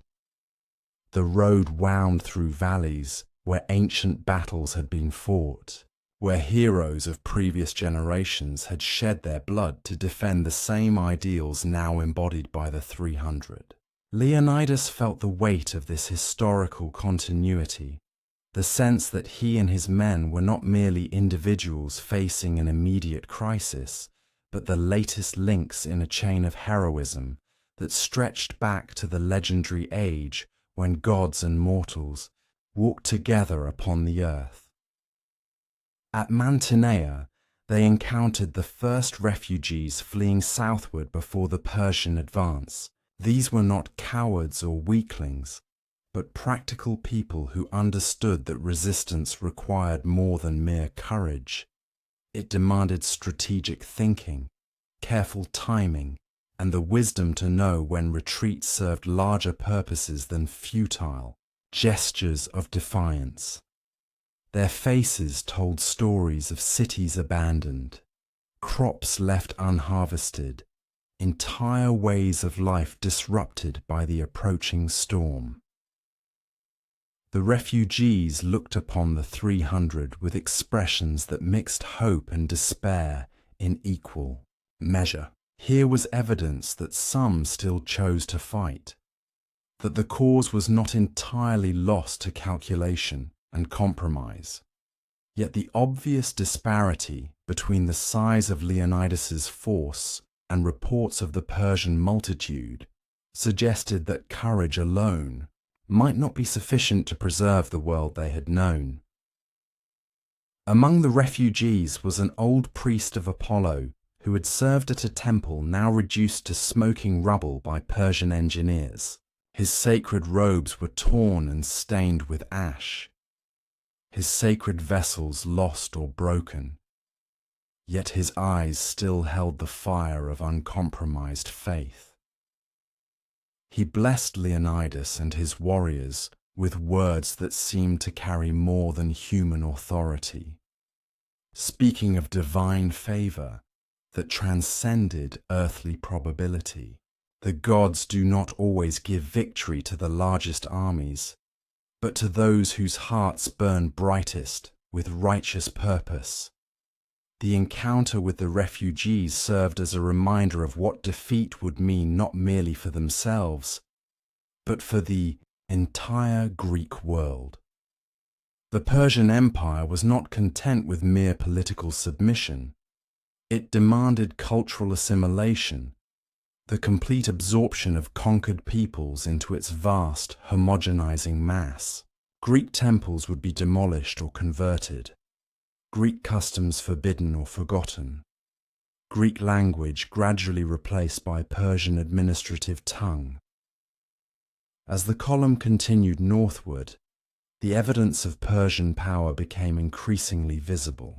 Smoke columns rose from distant cities, their dark plumes staining the sky like ink dropped into clear water. The very air seemed to carry the scent of burning wood and worse things, creating an atmosphere of impending doom that tested even Spartan psychological discipline. Yet Leonidas observed that these signs of destruction seemed to strengthen rather than weaken his warriors' resolve. Each new piece of evidence regarding Persian ruthlessness only reinforced their understanding of what was at stake, why their mission carried significance that transcended personal survival. They were not merely soldiers marching to battle, but guardians of everything that made life worth living, defenders of ideals that gave meaning to mortal existence. On the third day, their route led through a valley sacred to Demeter, where ancient rites of harvest and renewal had been celebrated since time beyond memory. The goddess's presence seemed to linger in the very air, creating an atmosphere of profound sanctity that touched even the most hardened warriors. Here, if anywhere, was evidence that some things possessed value beyond military calculation, that the spiritual dimensions of their struggle might prove as important as its material aspects. The Temple of Demeter stood at the valley's heart, its marble columns weathered by centuries of seasons, yet still maintaining their essential dignity and grace.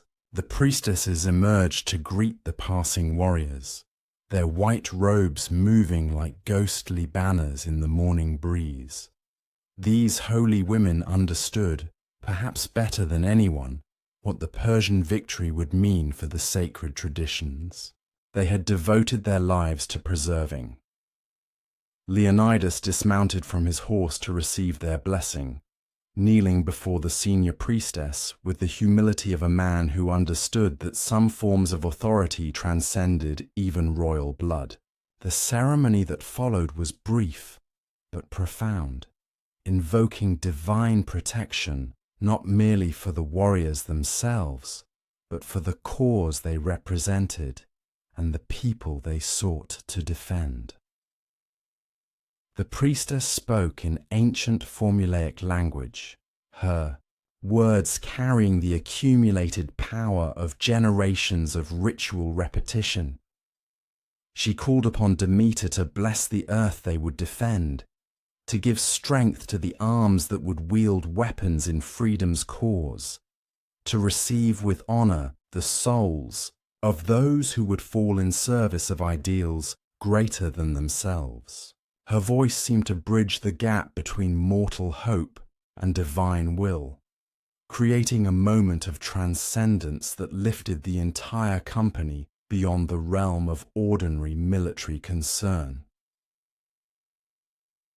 As they prepared to leave the sacred valley, the priestesses offered small tokens, sprigs of sacred grain, drops of blessed oil, fragments of stone from the temple's foundation.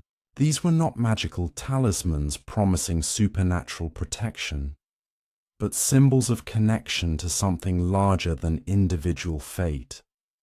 Reminders that their struggle possessed dimensions that extended far beyond the immediate tactical situation they would soon face. The 300 received these tokens with the reverence of men who understood their true significance.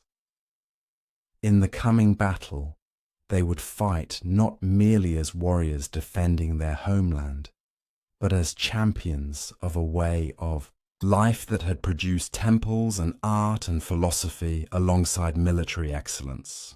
They carried within themselves the responsibility to preserve not just Greek political independence, but Greek civilization in all its complex glory.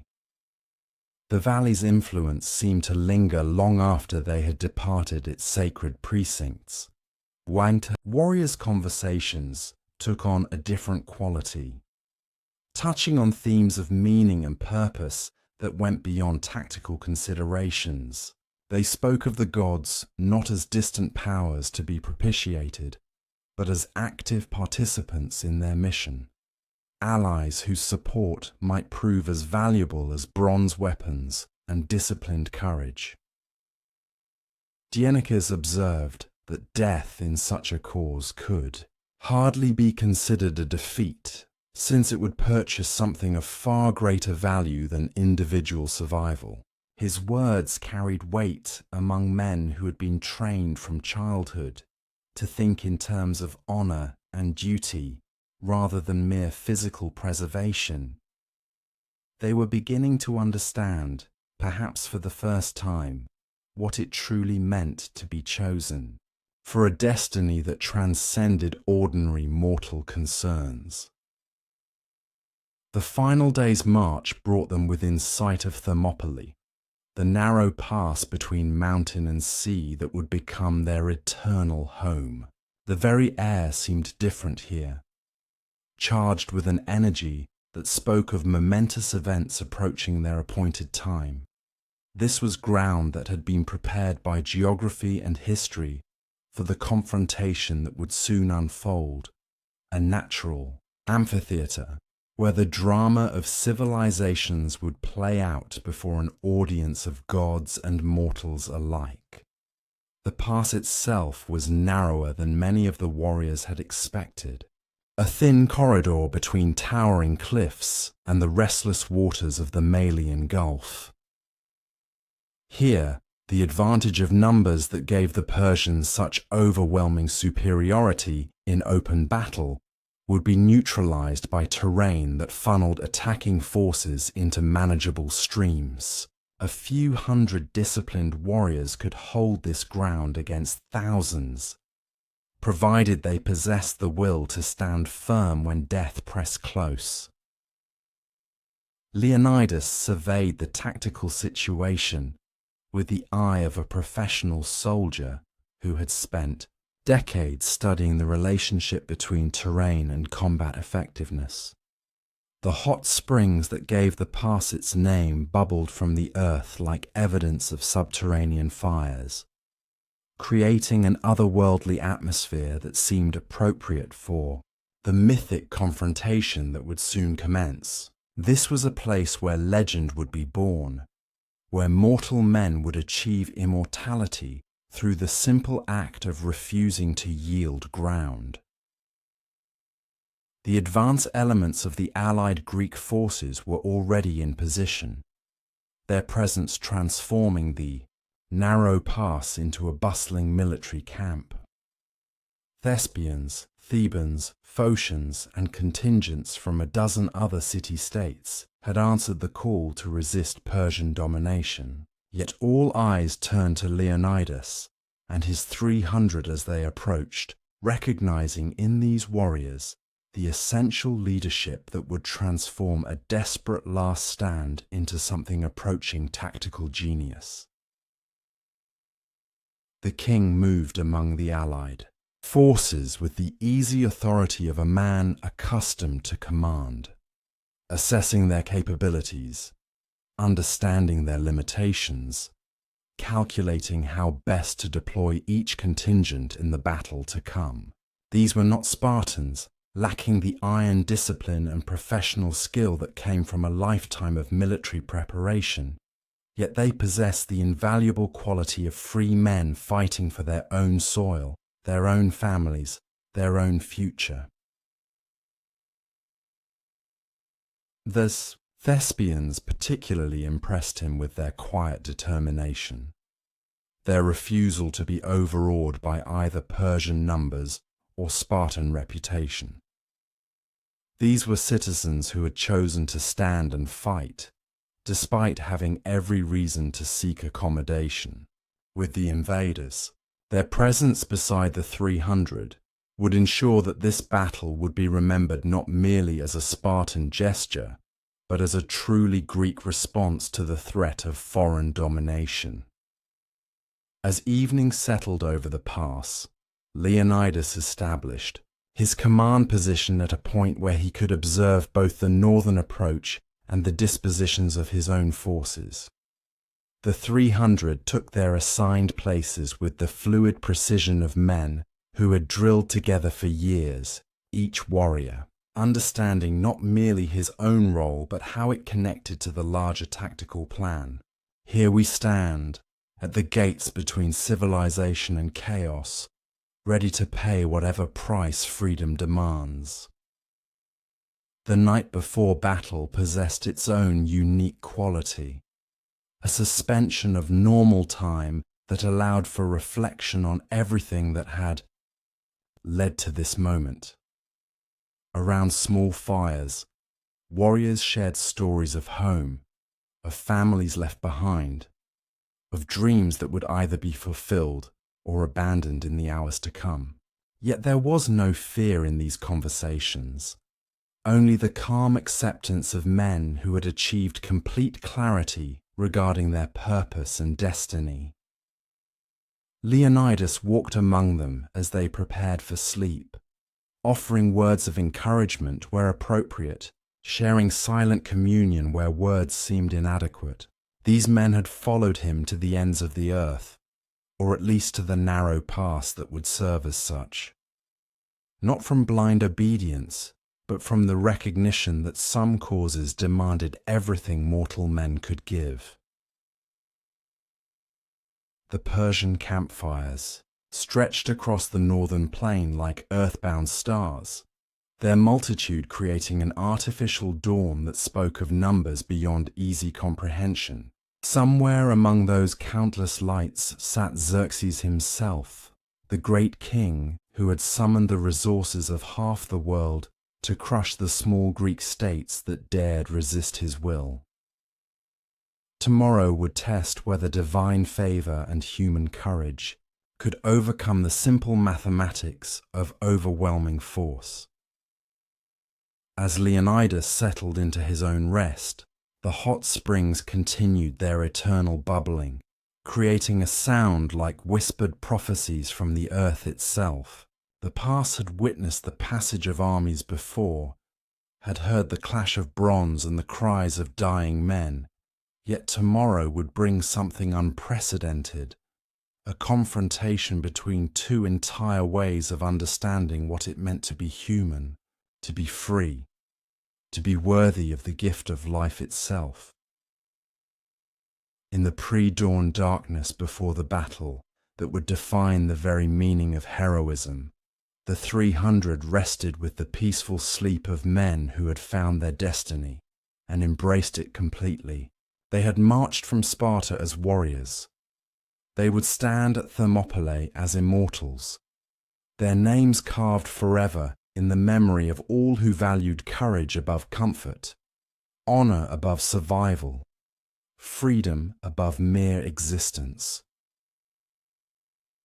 The first light of dawn crept across the waters of the Malian Gulf like a hesitant whisper, painting the limestone cliffs of Thermopylae in shades of rose and gold. The hot gates stirred with an otherworldly quiet, as if the very stones understood the weight of what was to come. Somewhere beyond the northern horizon, the greatest army the world had ever assembled began its final approach, a human tide that would soon crash against this narrow threshold between worlds. Leonidas stood at the edge of the Greek camp, his weathered hands resting on the pommel of his sword. The bronze of his armor caught the early light, transforming him into something between mortal king and divine statue. Behind him, the 300 moved through their morning rituals with the precision of a sacred dance. Oiling bronze, sharpening iron, binding leather, each motion performed as if it might be their last, and perhaps it would be. The Spartan king's eyes swept across the pass, measuring distances his mind had already memorized. 20 paces wide at its narrowest point, bordered by the mountain wall on one side and the treacherous marsh that led to the sea on the other. Here, the advantage of numbers meant nothing. Here, Skill and courage would meet barbaric vastness in a contest that would echo through the ages. A messenger arrived as the sun cleared the eastern peaks, his horse lathered with sweat and foam. The young man slid from his mount and approached, Leonidas with the measured respect due to a king who had already passed beyond ordinary mortality. The message he carried came from Greek scouts who had shadowed the Persian advance through the night. "My lord," the messenger said, his voice barely steady, "they come. The Persian host moves like a living sea. Their numbers—" He paused, searching for words that could contain the impossible. "Their numbers blot out the horizon, chariots and cavalry, infantry beyond counting, war elephants, siege engines, ships darkening the water. They will reach the pass before midday." Leonidas received this news with the same calm he might have shown upon hearing of the weather. Around him, other Greek commanders gathered, Dieneces with his sardonic smile, Alpheus and Maron standing, side by side as they had since childhood, Theron adjusting his cloak with steady hands. These were men who had long ago made peace with their mortality, who had spent their lives preparing for this exact moment when death and glory would meet in perfect balance. "How many?" asked Dieneces, though his tone suggested the number was merely a matter of curiosity rather than concern. The messenger swallowed hard. "The scouts estimate perhaps 2 million souls march with Xerxes. Infantry, cavalry, support troops, servants. The earth trembles beneath their passage." A remarkable thing happened then. Dieneces began to laugh, not the bitter laugh of a man facing hopeless odds, but the pure, joyful laughter of someone who has just heard the most wonderful news imaginable. 2 million, he said, wiping tears from his eyes. "Excellent. We shall have our battle in the shade." The jest spread through the Greek ranks like wildfire, transforming fear into something approaching anticipation. These were warriors who had been raised to believe that death in battle was not an ending, but a transformation. Not a defeat, but the ultimate victory over the weakness of flesh. They had come to Thermopylae not to survive, but to become something eternal. As the morning progressed, final preparations were made, with the meticulous care of priests preparing for a sacred ceremony. Weapons were blessed by the few holy men who had accompanied the army. Letters were written to wives and children, though none contained farewells. Only instructions for the management of households and reminders of family honor. The Spartans understood that they would live forever in memory, which was the only immortality that truly mattered. The allied contingents made their own preparations. The Thespians, led by their general Demophilus, sharpened their spears with quiet determination. Unlike many others in the Greek alliance, they had chosen to stay and die alongside the Spartans, turning their backs on safety out of simple, stubborn courage. The Thebans, present under more complex circumstances, maintained their positions with professional competence, though questions lingered about their ultimate loyalty. Near noon, a distant sound began to reach the Greek positions, a low rumble that seemed to emerge from the earth itself. It grew steadily louder, resolving into the thunder of countless feet, the creak of wheels, the neighing of horses, the clash of metal on metal. The Persian army was approaching, And with it came the moment when all of history would pivot on the actions of a few hundred men in a narrow pass. Leonidas gathered his captains one final time. They stood in a circle beneath the blazing sun, these men who had shared a lifetime of training, combat, and brotherhood.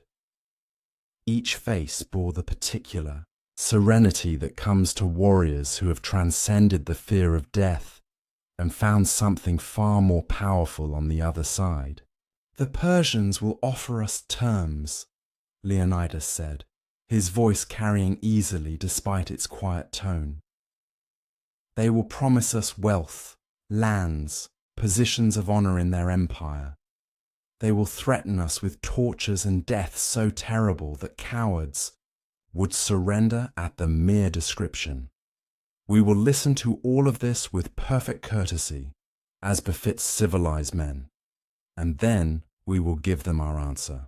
The rumble from the north grew louder still, and now individual sounds could be distinguished within the greater roar. Commands shouted in a dozen languages, the crack of whips, the groaning of siege engines, the musical jangle of harness and equipment. The Persian host was vast beyond imagination, a nation in motion, the gathered strength of an empire that stretched from India to the Aegean Sea, and yet standing in the narrow throat of Thermopylae with the mountain at their backs and the sea, wind in their faces, the Greeks felt no diminishment. If anything, the approaching vastness only served to highlight the purity of their position. They were not here to conquer the world. They were here to save it. They were not here to build an empire. They were here to preserve the idea that free men could choose their own fate. The first Persian scouts appeared on the northern edge of the pass, just as the sun reached its zenith. They were light cavalry, superbly mounted and equipped, moving with the fluid grace of men who had spent their lives in the saddle. They pulled up short when they saw the Greek formation blocking the pass, clearly surprised by what they found. Instead of a massive army stretched across the landscape, they saw only a few hundred men arranged in perfect formation. The Spartans stood in the center, their bronze armor blazing like fire in the noon sun, their long spears held at precisely the same angle, their shields forming an unbroken wall of bronze and leather. To either side stood the other Greek contingents, smaller in number but no less determined in appearance. The Persian scouts wheeled and galloped back toward their main force, and within the hour a larger delegation appeared. These were not mere scouts, but officers of rank, gorgeously dressed in silk and gold, mounted on horses whose trappings alone were worth a king's ransom. They approached under a flag of truce, their eyes taking in every detail of the Greek position, with professional assessment. At their head rode a man whose bearing marked him as someone of exceptional importance. This was Artaphernes, nephew to the great king himself, come to offer the Greeks one final chance to surrender before the Persian war machine ground them into dust. He was a diplomat as well as a warrior, skilled in the art of reading men's hearts and finding the lever that would move them. The Persian delegation halted just beyond spear range, and Artaphernes rode forward alone. His horse was a magnificent Arabian stallion, black as midnight with silver harness that caught the light like captured stars. The man himself was tall and elegant, his beard oiled and curled in the Persian fashion, his clothes worth more than most men would see in a lifetime. "I seek Leonidas of Sparta," he called out, his voice carrying clearly across the pass. He spoke in excellent Greek, with only the slightest accent to betray his foreign birth. "I bring words from Xerxes, King of Kings, Lord of Lords, ruler of the earth and sea." Leonidas stepped forward from the Greek ranks, and the contrast could not have been more striking. Where Artaphernes was resplendent in silk and gold, the Spartan king wore simple bronze armor, functional and unadorned. Where the Persian sat atop a horse worth a fortune, Leonidas stood on his own feet like any common soldier. Yet there was something in his bearing that made it clear which man was truly royal. "I am Leonidas," he replied simply. "Speak your words." Artaphernes gestured toward the north, where the dust clouds of the approaching Persian army now filled half the sky. "Behold the might of the great king," he said. 2 million warriors march at his command. The best fighters from every nation under heaven serve in his ranks. The gold of Lydia fills his treasury. The ships of Phoenicia darken the seas at his word. Against such power, resistance is not courage, it is madness. The Persian envoy paused, allowing his words to sink in. When he continued, his voice carried a note of what might have been genuine concern. "Yet the great king is merciful. He has heard of Spartan valor and would honor it rather than destroy it. Surrender now, and you shall be richly rewarded. Lands and gold beyond imagining shall be yours. Your warriors shall serve as officers in the Persian army. Your children shall be raised as nobles in the royal court. The great king asks only that you kneel and acknowledge his sovereignty over all the earth." The offer hung in the air like incense, rich with promise and heavy with implication. Other men might have been tempted by such generosity, might have seen wisdom in yielding to the inevitable. The Persians were not known for empty promises. Those who served them faithfully were indeed rewarded with wealth and position. Leonidas listened to all of this with perfect courtesy, his face revealing nothing of his thoughts. When Artaphernes finished speaking, the Spartan king was silent for a long moment, as if carefully considering the proposal. Around him, his warriors maintained their formation with statue-like discipline, though every ear was tuned to their king's response. Finally, Leonidas spoke, and his voice carried clearly to every man in both armies. "Tell your master," he said, "that if he truly believes himself to be a god, he should know that gods have no need of earthly thrones. And if he is merely a man who calls himself a god, then he is a liar and a fool, unworthy to rule free Greeks." That words fell like hammer blows in the sudden silence. Artaphernes' face flushed with anger, but he controlled himself with visible effort. This was not the first time he had heard defiance, but something in the Spartan's tone suggested this was not mere bravado but settled conviction. "You speak boldly for a man who stands at the edge of his grave," the Persian said. "The great king's army will be here within the hour. What can your few hundred accomplish against such a host?" Leonidas smiled then. Not the cold smile of a warrior preparing for battle, but something warmer and more mysterious. "We shall teach your king the difference between his slaves and free men," he replied. "But since he is too proud to learn, we shall have to write the lesson in blood." With that, he turned his back on the Persian delegation and walked back to his position in the Greek line. It was a gesture of such casual dismissal that it struck the watching Persians like a physical blow. Artaphernes sat his horse for another moment, his face cycling through disbelief, anger, and finally a kind of professional admiration. He had seen many forms of courage in his years of service, but this was something different, something that transcended mere bravery and approached the realm of the divine. The Persian delegation wheeled and galloped back toward their main force, leaving behind them a silence that seemed to stretch across the entire world.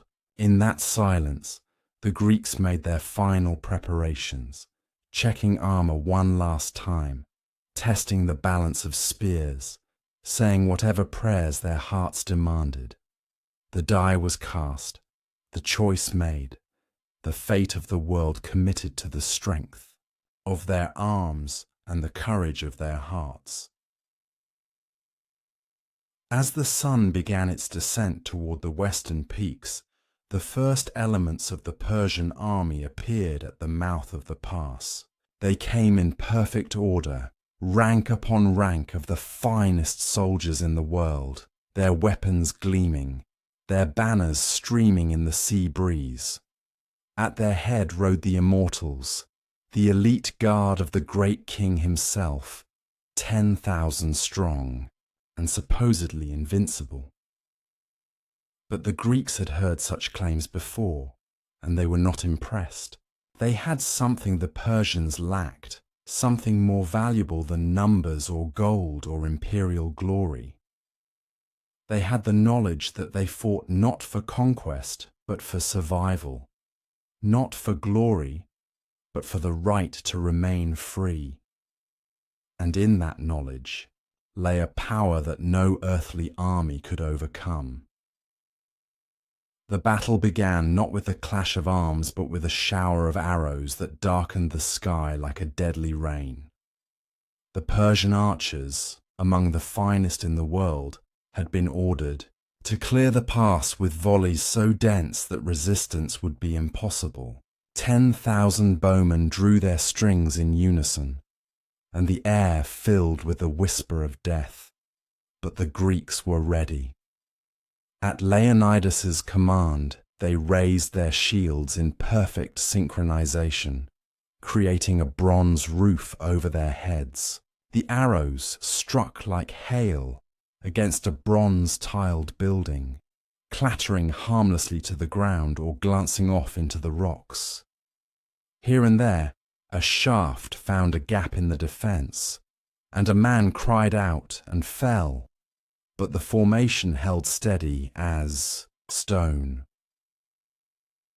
Wave after wave of arrows descended upon the Greek position, each volley more intense than the last. The Persians had brought archers from Scythia and Media, from Assyria and Ethiopia, each contingent adding its own deadly skill to the bronze-piercing storm. Yet still the Greek shields held, and still the formation stood unbroken.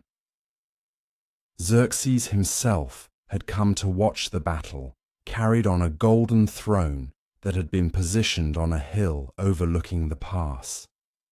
From there, he could see his vast army stretched out like a living map, every unit in its proper place, every commander ready to execute his will. He had expected the Greeks to break under the first arrow storm, to flee screaming back down the pass, or throw down their weapons in surrender. Instead, he watched them endure the impossible with supernatural calm. Even when the arrows ceased, and the Persian infantry began their advance, the Greeks showed no signs of fear or uncertainty. They adjusted their formation with parade ground precision, the Spartans in the center, the allies on the wings, every man in his proper place. The first Persian assault came like a breaking wave, thousands of infantry charging forward with spears, leveled, and voices raised in war cries that echoed off the mountain walls. They were good soldiers, these men, Medes and Scythians, Hyrcanians and Assyrians, warriors who had conquered nations and toppled kingdoms. They struck the Greek line with tremendous force, confident that sheer weight of numbers would crush any resistance. They learned differently.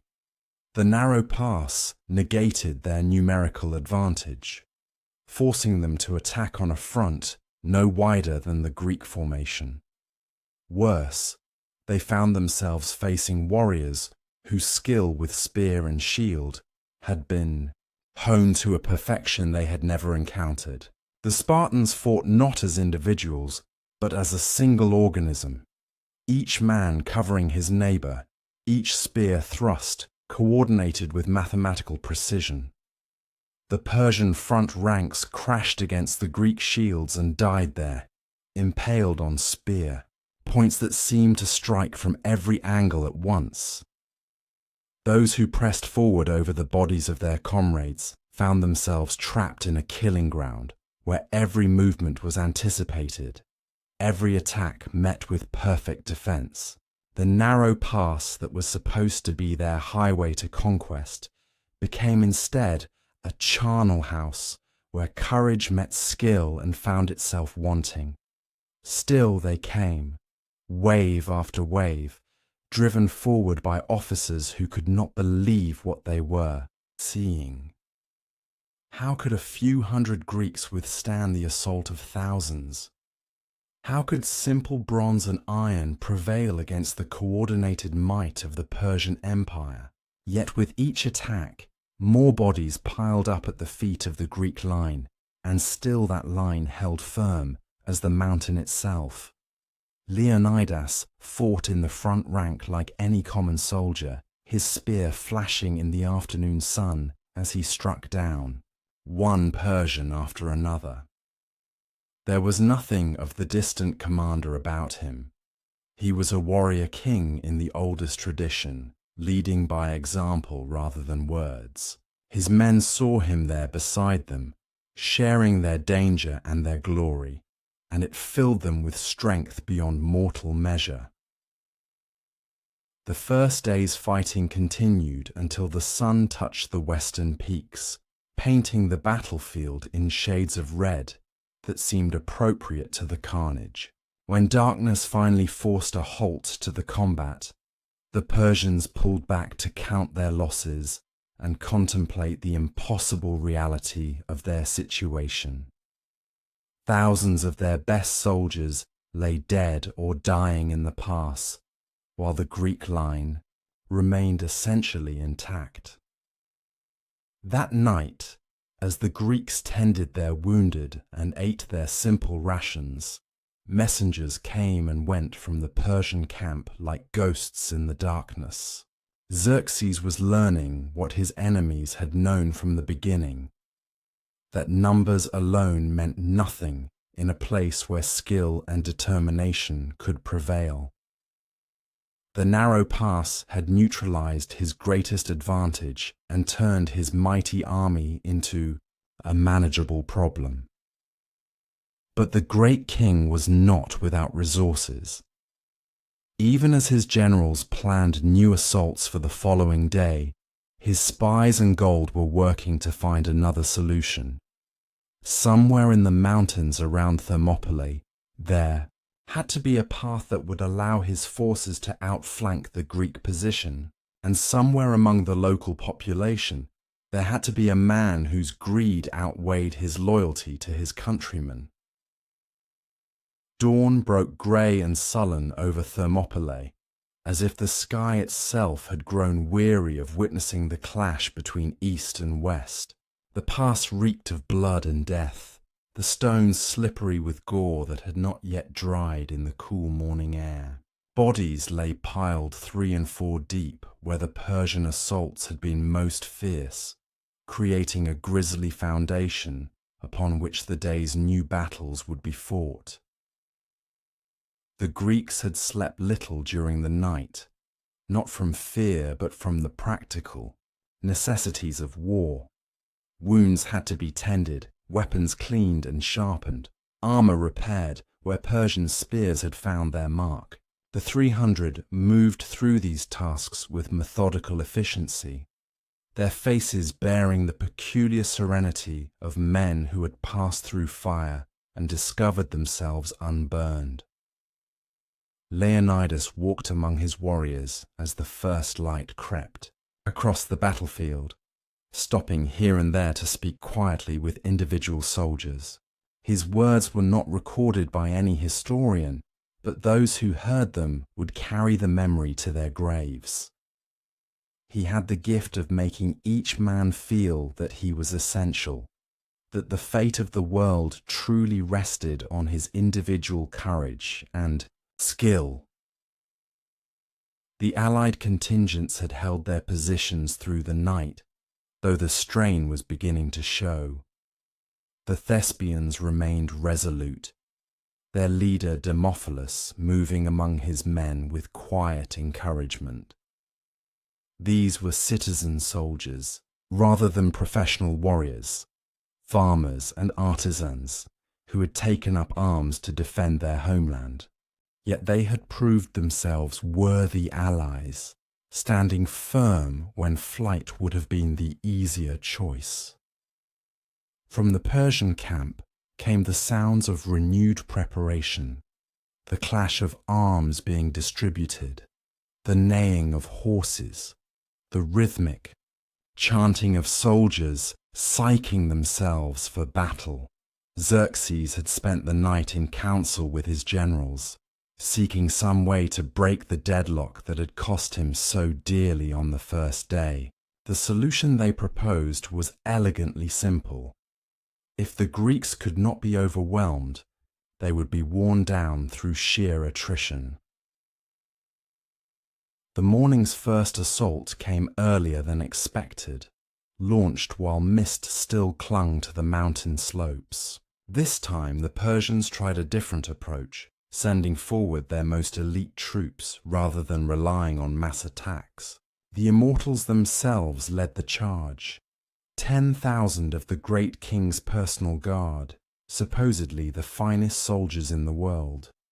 They advanced in perfect formation, their scale armor glittering like fish scales in the early light, their spears held at identical angles. These were not the tribal levies who had died in such numbers the previous day, but professional warriors who had conquered nations and never known defeat.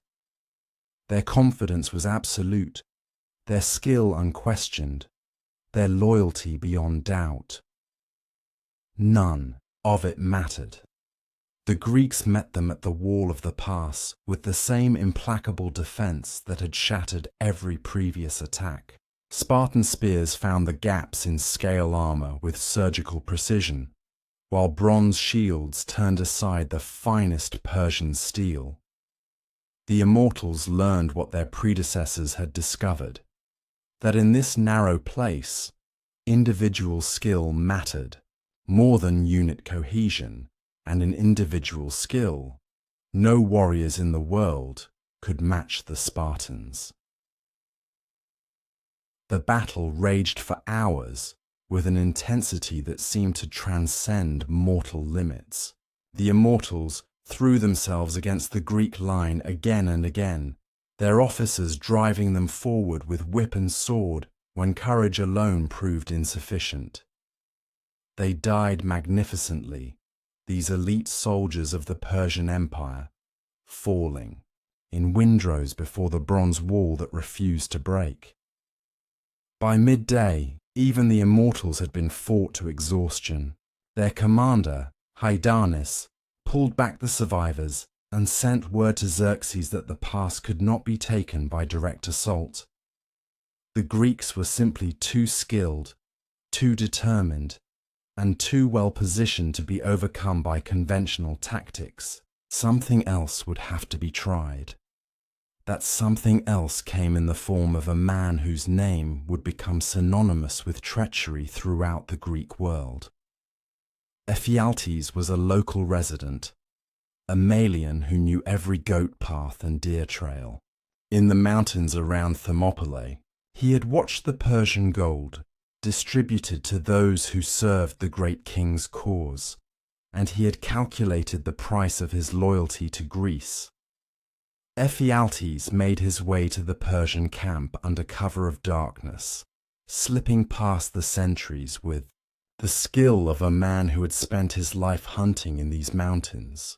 He sought audience with Xerxes himself, claiming to bring information that would change the course of the war. The guards who heard his boast laughed at the presumption of a ragged mountaineer claiming to counsel the King of Kings. But Xerxes was desperate enough to listen to any proposal, no matter how unlikely its source. He received Ephialtes in his tent, a pavilion so magnificent that it served as a portable palace, filled with treasures looted from a dozen conquered kingdoms. The contrast between the Persian king in his cloth of gold robes and the rough mountain man in his homespun tunic could not have been more stark. "You claim to know a path around the Greek position," Xerxes said without preamble. His voice carried the weariness of a man who had heard too many empty boasts and false promises. "Others have made such claims. All have proven worthless." Ephialtes licked his lips nervously but pressed on. "The path exists, great king. It is called the Anapeia Trail, and it winds through the mountains above the pass. A force could march around the Greek position and attack them from behind, while your main army holds them in place from the front." The Persian king leaned forward, his dark eyes boring into the traitor's face. "You would lead such a force yourself. For the right price, I would guide your best troops to positions above the Greeks. They would never see the attack coming." Xerxes was silent for a long moment, weighing possibilities and consequences. Around him, his generals waited with bated breath, recognizing that this shabby mountaineer might hold the key to breaking the deadlock that had cost them so dearly. Finally, the great king nodded slowly. "Hydarnes," he said to the commander of the immortals, "take your surviving men and follow this guide. If he speaks the truth, you will be richly rewarded. If he lies—" He let the threat hang in the air, unspoken but perfectly clear. As night fell over the battlefield, a column of Persian soldiers began to move through the darkness of the mountain trails. Hydarnes led his remaining immortals, perhaps 4,000 men in all, following Ephialtes, along paths that wound ever upward through pine forests and rocky defiles. The going was treacherous in the darkness, and more than once a man slipped and fell into unseen ravines, his death cry echoing off the mountain walls. But the path was real, and Ephialtes knew it well. Throughout the long night, the Persian column climbed steadily higher, circling around behind the Greek position at Thermopylae. By dawn, they would be in position to attack the Greeks from the rear, while the main Persian army launched its assault from the front. It was a sound tactical plan, and it would have worked against any ordinary force. The Greeks, however, were not ordinary. Leonidas had anticipated the possibility of flanking maneuvers and had posted a guard force of Phocian troops on the mountain paths above the pass. These men were stationed specifically to watch for such attempts and to give warning if any Persian force tried to work around the main position. As the eastern sky began to lighten, the Phocian sentries heard the sound of many feet moving through the forest above them. They crept closer to investigate and saw the long column of Persian troops winding through the mountain paths like a deadly serpent. The sight filled them with terror. This was a far larger force than they had expected to encounter, and they were poorly positioned to stop it. The Phocians made the decision that would seal the fate of Thermopylae. Instead of standing and fighting to delay the Persian flanking force, they chose to withdraw to more defensible positions higher up the mountain. It was a reasonable tactical decision from their perspective. but it left the path open for the Persians to continue their march toward the rear of the Greek position. Word of the flanking movement reached Leonidas just as the sun cleared the eastern peaks. The messenger who brought the news was Ephialtes himself, not the traitor who had guided the Persians, but another man of the same name who had served as a runner for the Phocian forces. The irony of the names would not be lost on later historians, but in the moment, only the message mattered. "The mountain path has been turned," the messenger reported, his breath coming in gasps from his desperate run down the mountainside. "A large Persian force moves to attack our rear. The Phocians have withdrawn and cannot stop them." Leonidas received this news with the same calm he had shown throughout the campaign. Around him, his captains waited for orders, their faces grim, but not panicked. They had always known this moment might come, the moment when tactical skill would no longer be enough, when courage would have to stand naked against overwhelming odds. The Spartan king looked around at his assembled officers, these men who had shared his life and would now share his death. Each face told its own story of battles fought and victories won, of honor maintained and duty fulfilled. They were ready for whatever he would ask of them. "The allied forces must withdraw," Leonidas said quietly. "There is no shame in it. They have fought magnificently, and their cities need them to fight again another day. But we cannot go. This is where Sparta makes her stand." Some of the allied commanders began to protest, arguing that all should stay and die together rather than abandoning their Spartan comrades. But Leonidas cut them off with a gesture. His reasoning was sound from both tactical and strategic perspectives. The allied forces represented the main strength of their respective cities, and their destruction would leave those cities defenseless. The 300, by contrast, were a symbolic force whose death would inspire far more resistance than their survival could achieve. As the Allied forces began their withdrawal, marching south towards safety with heavy hearts and backward glances, the Spartans prepared for their final stand. They had perhaps an hour before the Persian flanking force would be in position, an hour before the trap would close around them completely. It was time enough for what needed to be done.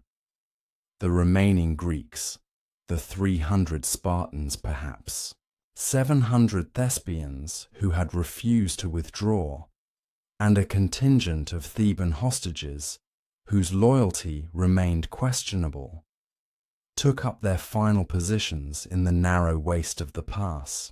They had no illusions about their fate, no hope of survival or rescue. They were here to die, and they would die well. Leonidas walked among his men one final time, speaking to each in turn. His words were simple, reminders of duty, expressions of pride, quiet acknowledgments of the bonds that had held them together through years of shared service. He told them that their names would be remembered when the Persian Empire was dust, that their sacrifice would echo through all the ages of the world. As the morning wore on, the sounds of the Persian flanking force grew closer. Soon they would appear on the heights above the pass, and the final act of the tragedy would begin. But first, there would be one more assault from the front, one final attempt by Xerxes to break the Greek line before his flanking force completed the encirclement. This assault came with desperate fury, as if the Persians understood that time was running short and the moment of decision had arrived. They threw everything they had at the Greek position: infantry, cavalry, archers, even engineers with siege equipment designed to break down fortress walls. The attack was fierce beyond anything that had come before, a final expenditure of blood and courage in the service of imperial ambition. The Greeks met it as they had met every previous assault, with bronze and iron and unbreakable will, but this time was different.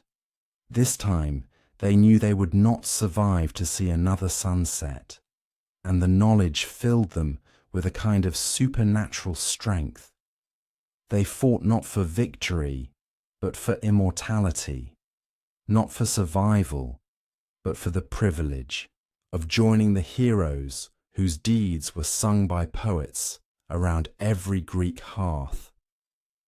The battle raged until noon, when the sounds of combat from the rear announced that the Persian flanking force had finally arrived.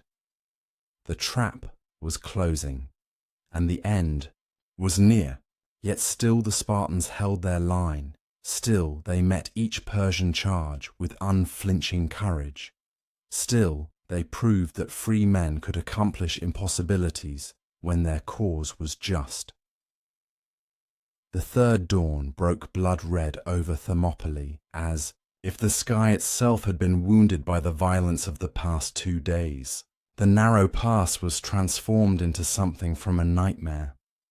The stone walls stained dark with blood, the ground carpeted with the bodies of the fallen, the air thick with the smell of death and the buzz of carrion flies.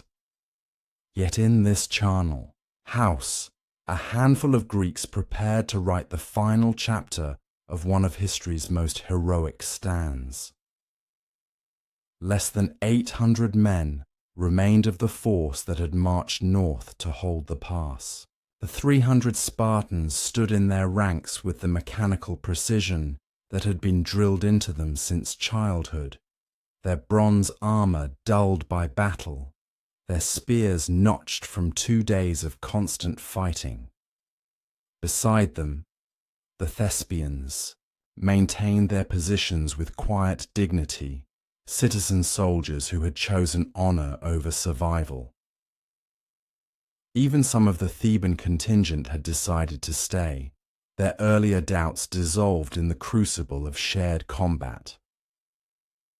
Leonidas moved among his, warriors like a man already dead, his mortal concerns fallen away to reveal something pure and terrible beneath. His armor bore the marks of countless encounters, dents from Persian spears, scratches from Median arrows, stains that told their own stories of desperate combat. Yet his bearing remained regal, his voice calm, his presence a source of strength. For men who had already passed beyond the reach of ordinary fear, the night had brought little rest for the defenders. They had spent the dark hours in final preparations, sharpening weapons that might not see another battle, writing letters that would never be delivered, making peace with whatever gods they chose to honor.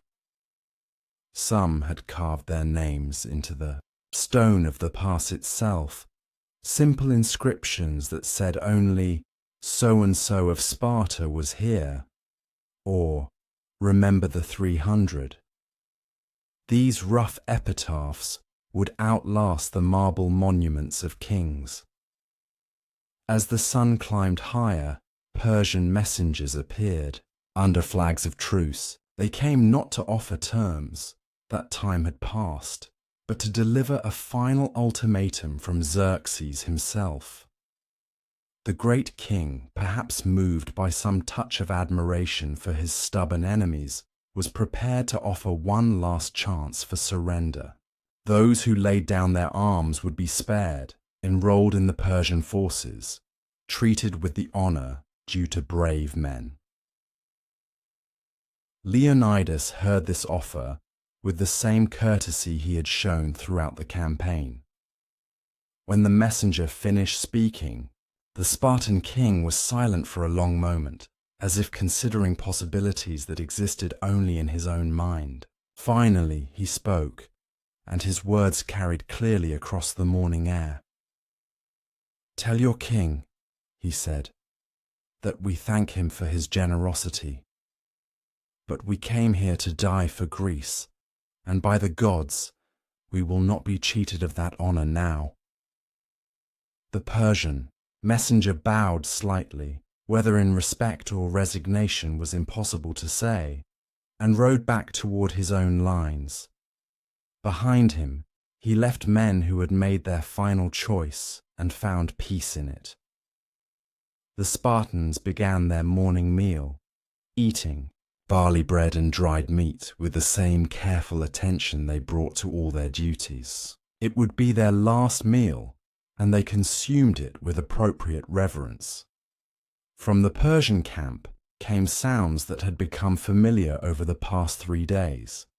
The clash of arms being distributed, the commands of officers organizing their units, the rumble of men and equipment moving into position. But there was something different in the air this morning, a sense of finality that both armies could feel. The stage was set for the last act of a drama that had begun in the council chambers of Susa and would end in the narrow throat of Thermopylae. Xerxes himself had come forward to observe the final assault, carried on his golden throne to a position where he could watch the destruction of the men who had defied him for 3 impossible days. Around him stood his generals and courtiers, gorgeously dressed men who had never known defeat and could hardly believe what they had witnessed. How had a few hundred Greeks held off the finest army in the world? How had bronze and iron prevailed against overwhelming numbers and superior equipment? The answer, perhaps, lay not in weapons or tactics, but in something less tangible: the power of men who fought not for conquest or glory, but for the simple right to remain free. The Spartans understood this in their bones, had been raised from childhood to value honor above life and duty above comfort. They were the distilled essence of everything their society had tried to create, and in this narrow pass they would prove the worth of their harsh upbringing. The final assault began not with the gradual build-up of previous days, but as an all-out attack from every direction at once. Persian forces struck the Greek position from front, rear, and both flanks simultaneously, a coordinated effort designed to overwhelm the defenders through sheer weight of numbers. The narrow pass filled with the clash of arms, the screams of wounded men, the war cries of a dozen different nations, all united in their determination to crush this stubborn pocket of resistance. The Greeks met this onslaught, as they had met every previous attack, with disciplined courage and perfect technique. But this time was different. This time there was no hope of holding the line indefinitely, no possibility of wearing down the enemy through superior skill. This time they fought simply to sell their lives as dearly as possible, to ensure that their deaths would be remembered and their sacrifice honored. Leonidas fought in the very front of the battle, his spear flashing like lightning as it found target after target in the pressing Persian ranks. He had long since abandoned any pretense of royal dignity, becoming simply another warrior in the storm of bronze and blood. His men saw him there beside them, sharing their danger and their glory, and it filled them with strength beyond mortal measure. The battle raged with an intensity that seemed to transcend the merely human. Men fought on with wounds that should have felled them, driven by something stronger than flesh and bone. Spartans continued to thrust their spears, even as Persian blades found their hearts. Thespians stood back to back with their Spartan comrades, proving that courage was not the monopoly of any single city. Even some of the Thebans fought with desperate valor, earning in death the honor that had eluded them in life. As the morning wore on, The circle of defenders grew smaller and smaller. Each fallen Greek meant one less spear in the line, one less shield in the wall that had held off the Persian Empire for 3 incredible days. Yet still they fought, still they held, still they proved that free men could accomplish impossibilities when their cause was just. The end came suddenly, as such ends often do. A Persian arrow, shot by an archer whose name history would never record, found the gap in Leonidas's armor and pierced his heart. The Spartan king fell without a word, his spear still clutched in his hand, his face bearing an expression of serene acceptance. Around him, his warriors saw their king go down and knew that the final moment had arrived. What happened next would be debated by historians for generations. Some said the surviving Spartans formed a circle around their fallen king's body and fought to the last man. Others claimed they retreated to a small hill in the pass and died there with their backs to a stone wall. The details mattered little. What mattered was that they died as they had lived, with honor intact and courage unbroken.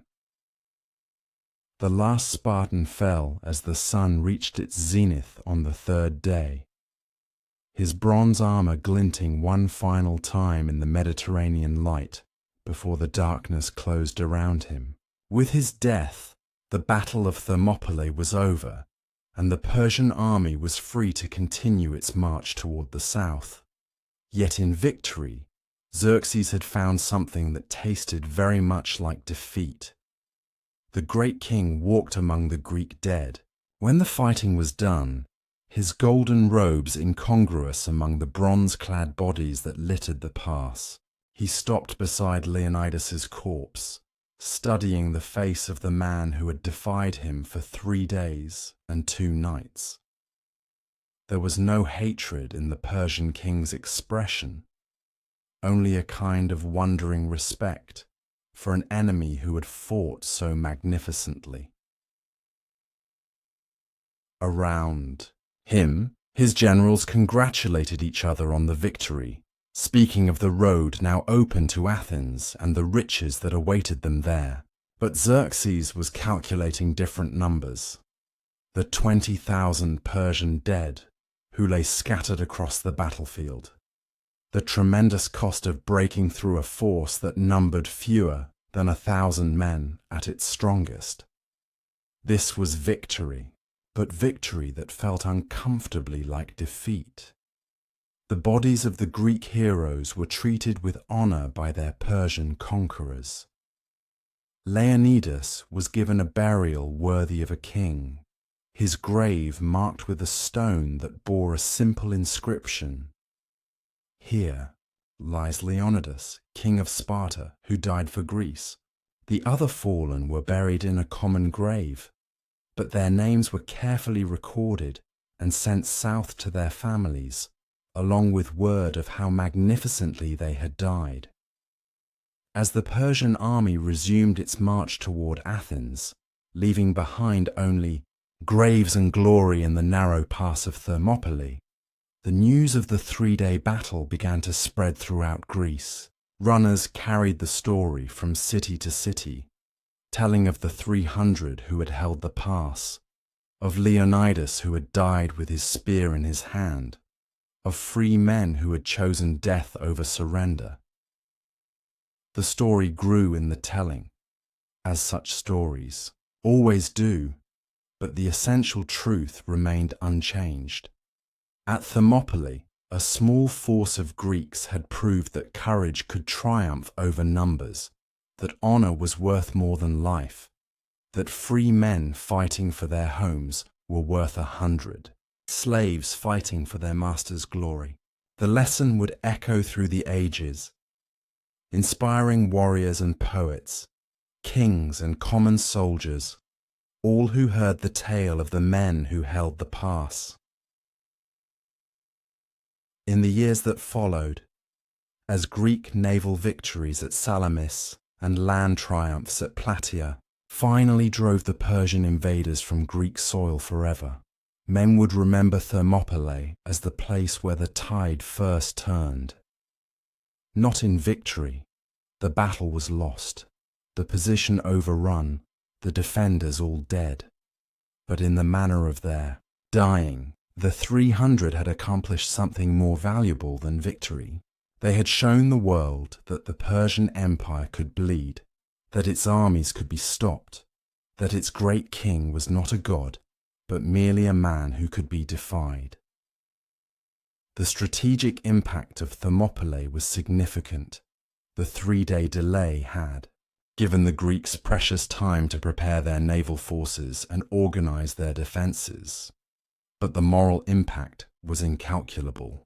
Throughout Greece, men looked at each other and said, "If 300 Spartans could hold off the entire Persian Empire, what might we accomplish if we all stood together?" It was a question that would be answered in the months that followed, as Greek unity forged in the fires of Thermopylae proved stronger than Persian gold and Persian steel.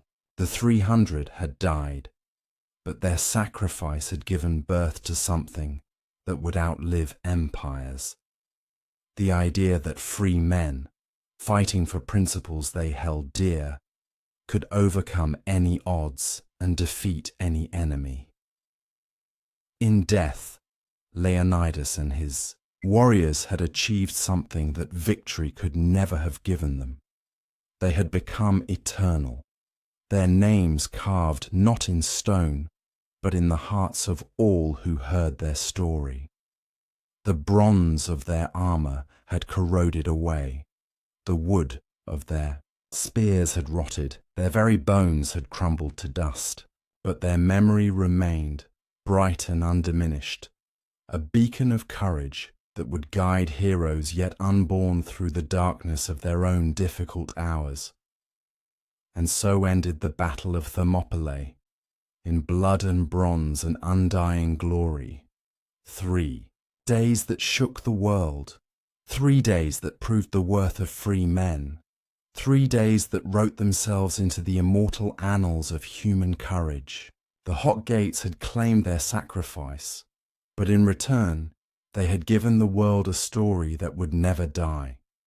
The story of the 300 who stood against the darkness and lit a flame that burns still in the hearts of all who love freedom, more than life itself. The betrayal had come with the darkness, as treachery so often does. Ephialtes, whose name would become synonymous with betrayal itself, had led the Persian immortals through the mountain path that the Spartans had believed secure. Now, as the first light of the 3rd day touched the peaks above Thermopylae, Leonidas knew that death had finally found its way around his carefully chosen battlefield. The king stood upon a small rise overlooking the pass, his weathered hands resting upon the pommel of his sword. Behind him, his 300 warriors prepared for what they all understood would be their final battle. There was no panic in their movements, no desperate haste. These were men who had been taught from childhood that death in service to Sparta was not a tragedy, but the highest honor a warrior could achieve. The morning mist clung to the hot springs that gave Thermopylae its name, and for a moment the king allowed himself to remember other mornings, dawn breaking over the training grounds of Sparta, where young men learned to move as one. The pale light filtering through the windows of the palace where Gorgo slept, her breath soft against his shoulder. The crimson sunrise that had blessed his coronation day, when the crown of Sparta had passed to his hands with all its weight of history and responsibility. But those were memories now, fragments of a life that belonged to yesterday. Today brought only the certainty of bronze and blood, the final test that would determine whether his name would be spoken with honor or forgotten in the dust of defeat. Dieneces approached, his scarred face bearing the same calm expression that had sustained him through countless battles. "My king," he said quietly, "the Phocians on the mountain path have fled. The immortals will be behind us within the hour." Leonidas nodded, unsurprised. He had hoped the Greek allies guarding the mountain path would hold, but hope and expectation were different things entirely. A true king prepared for both victory and defeat with equal thoroughness. "And what of our other allies?" the king asked, though he already knew the answer. "Gone in the night, my lord. The Thespians remain, and 700 Thebans, though I doubt the loyalty of the latter." Dieneces' voice held no judgment, only the flat recitation of facts that would shape the coming battle. The king smiled, expression both sad and fierce. Of all the thousands who had marched to Thermopylae, only the Spartans and a handful of allies would see the sun set on this day. It was fitting somehow. Sparta had always stood alone when the moment of ultimate trial arrived. Leonidas gathered his officers around him as the sounds of the approaching Persian army grew louder in the distance. The thunder of 10,000 feet on stone, the clash of armor, the foreign voices calling out in languages that spoke of distant lands and strange customs.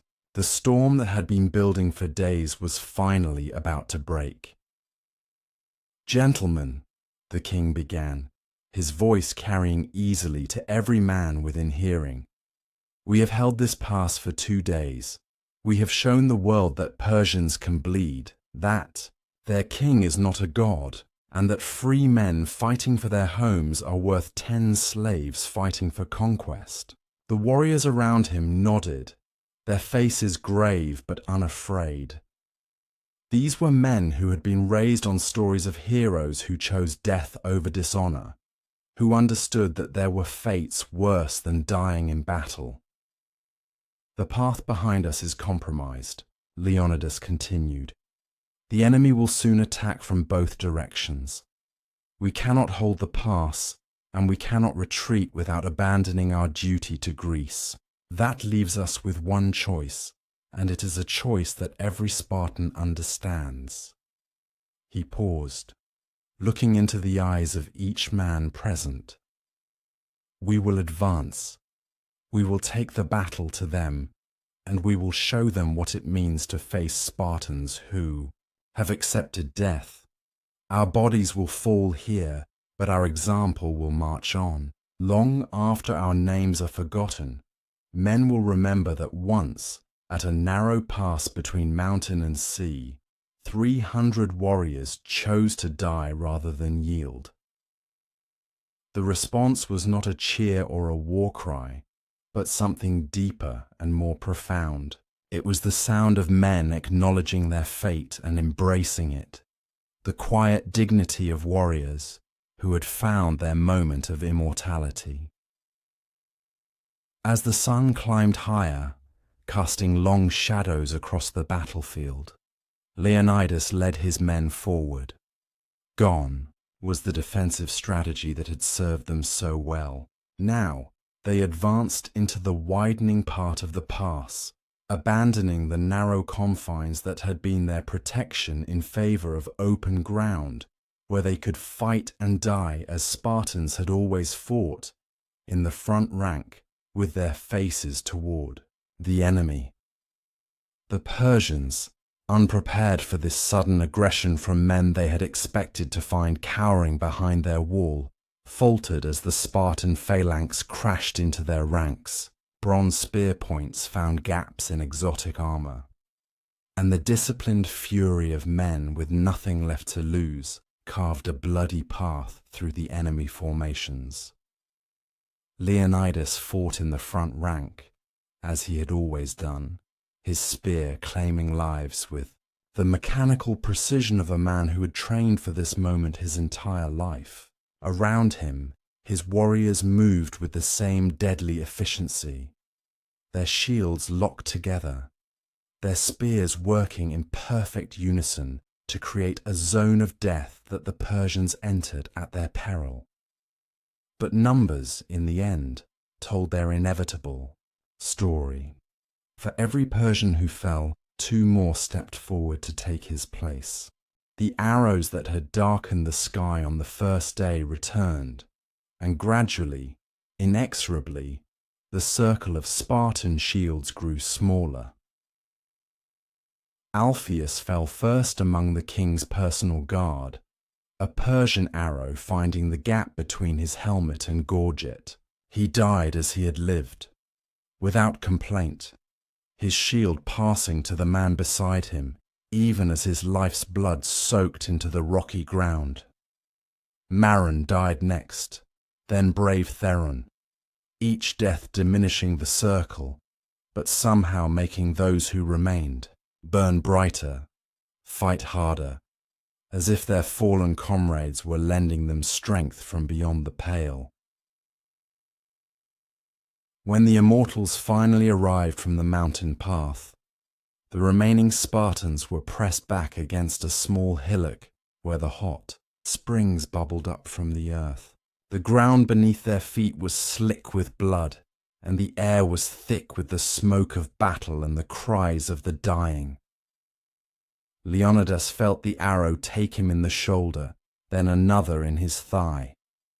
His spear had long since broken, and he fought now with his sword, the blade that had been forged in Sparta's ancient smithies and tempered in 100 smaller battles. Each stroke was weaker than the last, but still precise, still deadly, as if muscle memory and will could triumph over the failing of mortal flesh.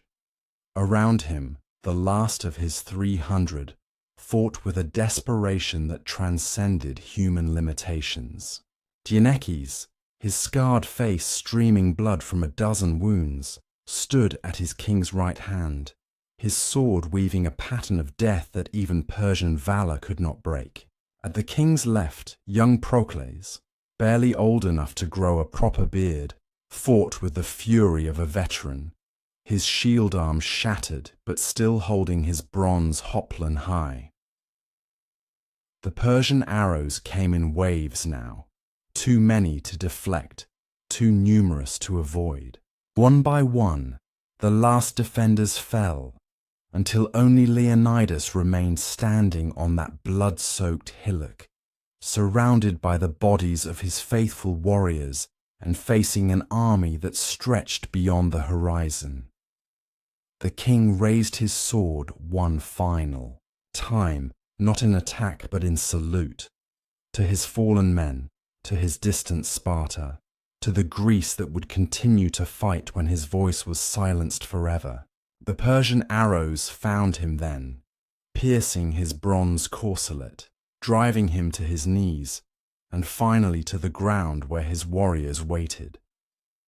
But even in death, Leonidas remained defiant.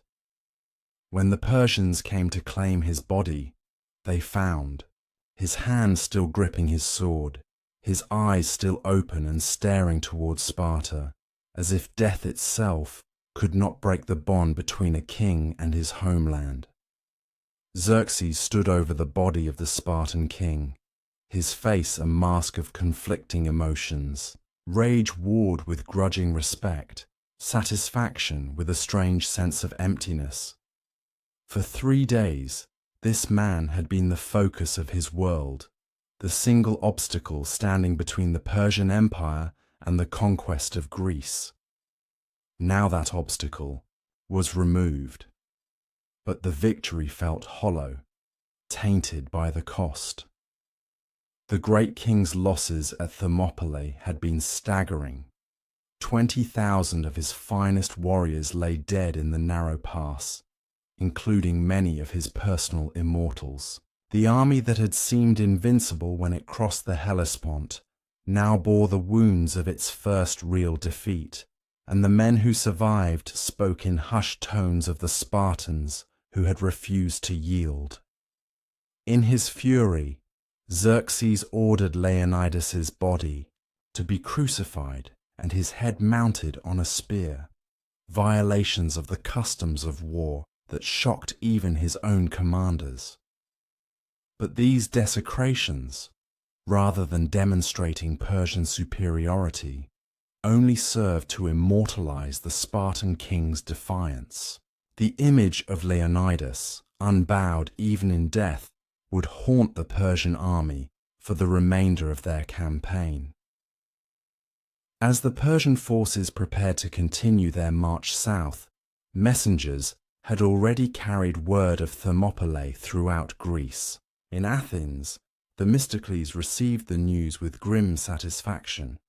The Spartans had bought him the time he needed to prepare his fleet and evacuate his city. In Corinth and Aegina, in Megara and Plataea, Greek warriors sharpened their weapons and spoke of 300 men who had shown them how to die with honor. But it was in Sparta itself that the news of Thermopylae struck deepest. Queen Gorgo received word of her husband's death with the stoic dignity that her upbringing demanded. But those who knew her well could see the light dim in her eyes. She had lost not just a husband, but the other half of her soul, the partner who had shared her dreams of a Greece free from foreign domination. In the Agora of Sparta, the women gathered as they had since time immemorial when their men fell in battle. But this gathering was different. These were not the mothers and wives of common soldiers, but the families of the 300 finest warriors Sparta had ever produced. Their grief was profound, but it was tempered by a fierce pride that their sons and husbands had died as Spartans should die, facing the enemy, shield in hand, faithful to their oath. Old Demaratus's mother, her face lined with 8 decades of life, spoke the words that would echo through the centuries. "My son," she said, lifting her eyes to the sky, "you have done what your city asked of you. You have shown the world what it means to be Spartan. The gods themselves must envy such a death." The funeral rites for the 300 would last for 7 days, but their true monument was already being built in the hearts and minds of every Greek who heard their story.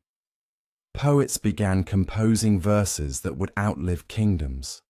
Sculptors sketched designs for memorials that would stand for millennia.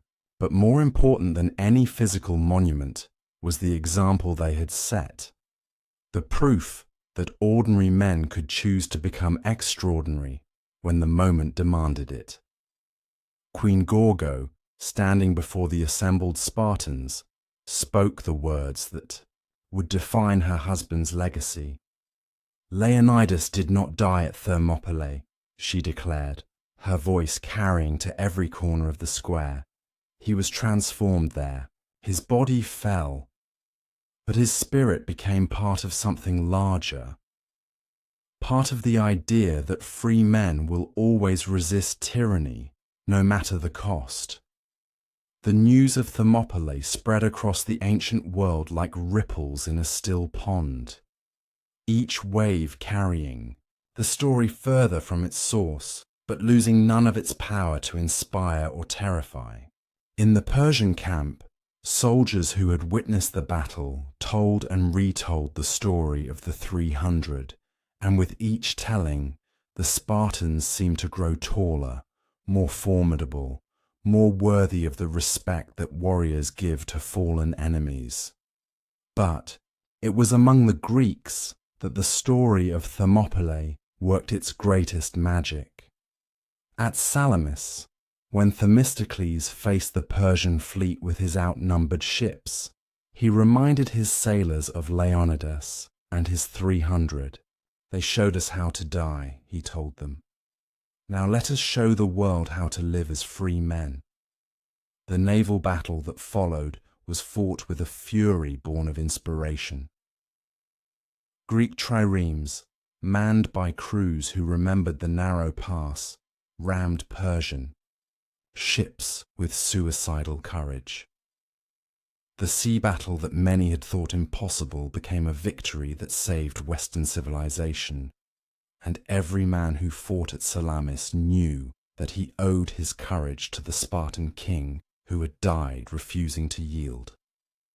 Year later, at Plataea, when the final land battle of the Persian wars was fought, it was a Spartan prince, Pausanias, who led the Greek army. As the phalanxes advanced toward the Persian lines, the Spartan warriors could feel the presence of their fallen king marching beside them.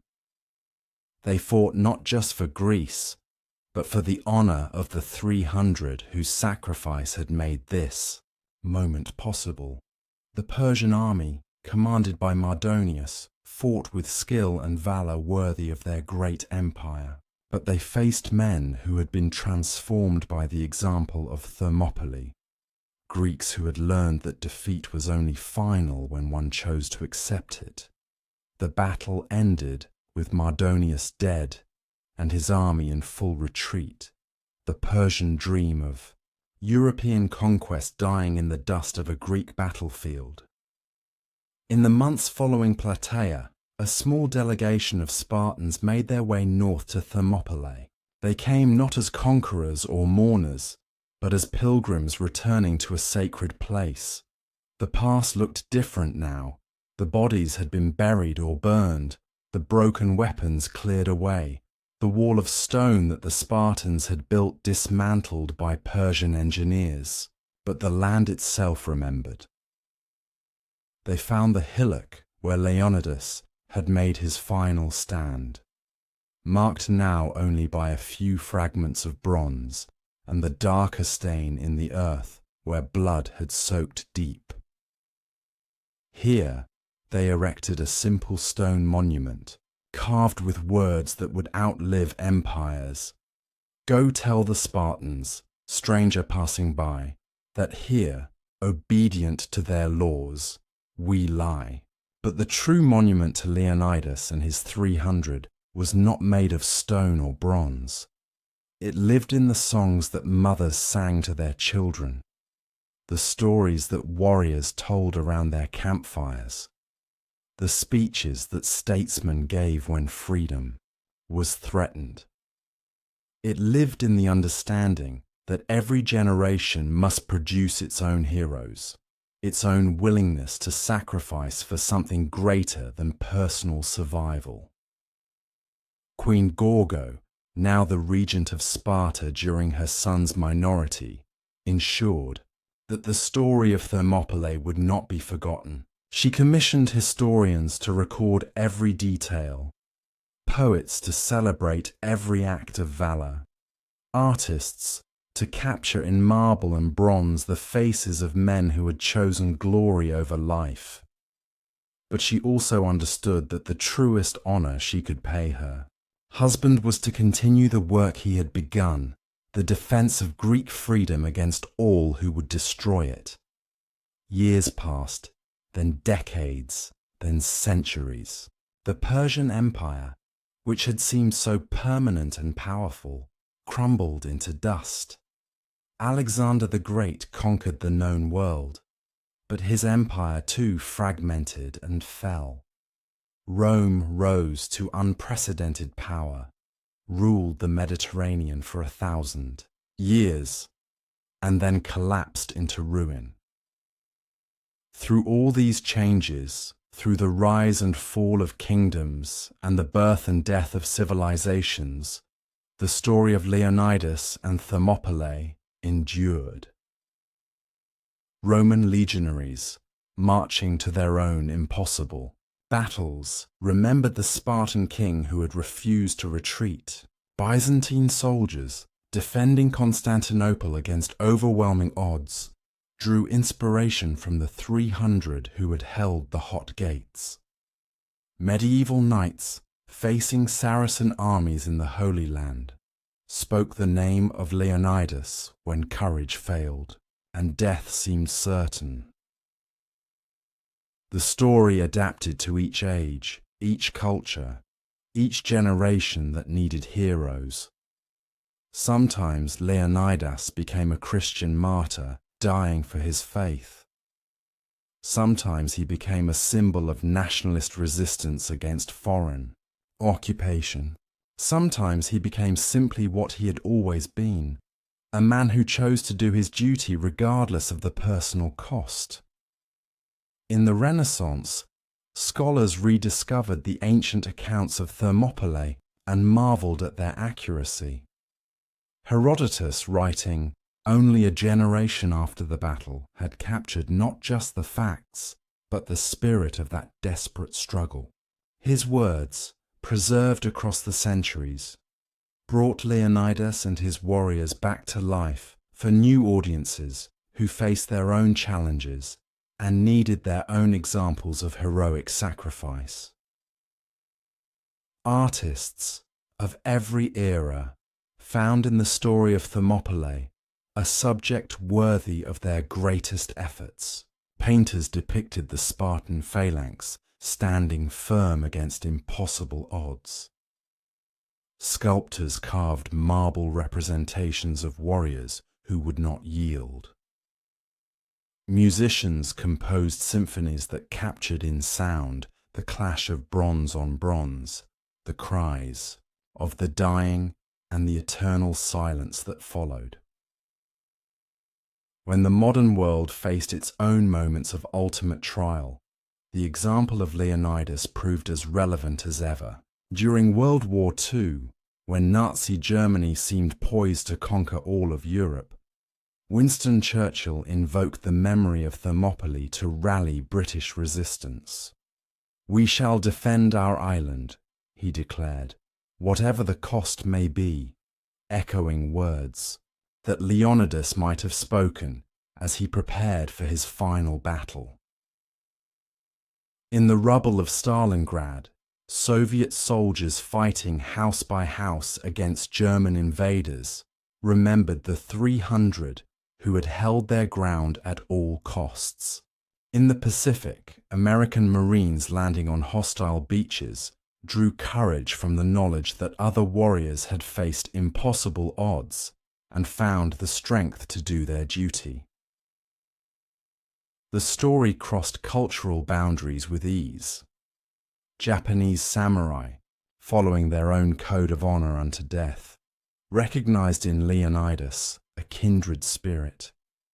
Arab warriors, defending their homelands against invaders, saw in the Spartan king a model of courage and determination. African chiefs, resisting colonial expansion, found inspiration in the tale of 300 men who chose death over submission.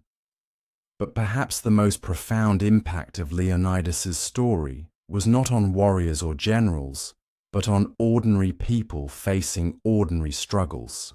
The teacher standing up to an unjust administration, the worker refusing to accept dangerous conditions, the citizen challenging corrupt authority, all drew strength from the example of a king who had demonstrated that individuals could make a difference, that one person's choice to resist could change the course of history.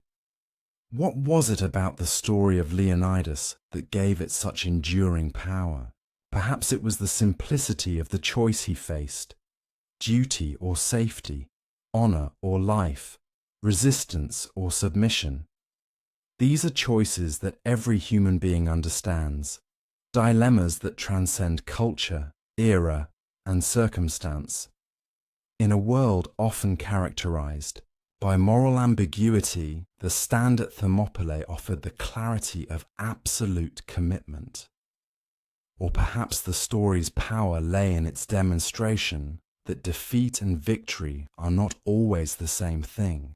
Leonidas lost the Battle of Thermopylae in every tactical sense. His army was destroyed, his position overrun, his life forfeit.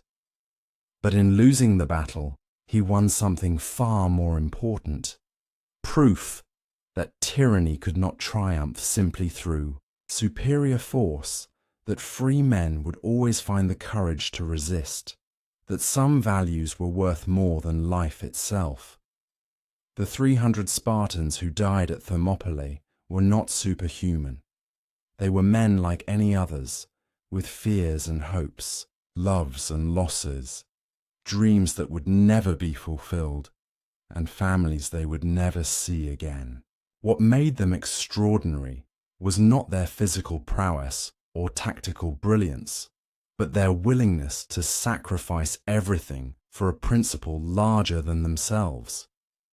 This willing sacrifice became a template for heroism that would inspire countless generations. Not the heroism of personal glory or individual achievement, but the deeper heroism of self-abnegation in service to others. The Spartan warriors at Thermopylae did not fight for fame or fortune, but for the abstract concept of freedom, for the right of their children to grow up without Persian masters, for the possibility that human beings might govern themselves rather than submit to the will of distant tyrants. In the centuries following Thermopylae, philosophers and political theorists would analyze the meaning of Leonidas's choice. Some saw in it the triumph of duty over personal desire, the subordination of individual will to the greater good of the community. Others interpreted it as the ultimate expression of human freedom, the power to choose one's own fate, even in the face of inevitable death. The Stoics, those ancient philosophers who taught that virtue was the only true good, found in Leonidas a perfect exemplar of their teachings. Here was a man who had faced the ultimate test of character and had not been found wanting. When offered the choice between a comfortable slavery and a glorious death, he had chosen death without hesitation, proving that external circumstances could not corrupt a truly virtuous soul.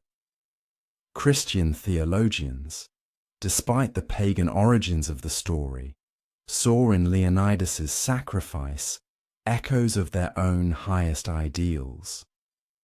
Like Christ himself, the Spartan king had willingly given his life for others, had accepted suffering and death so that those he loved might live in freedom.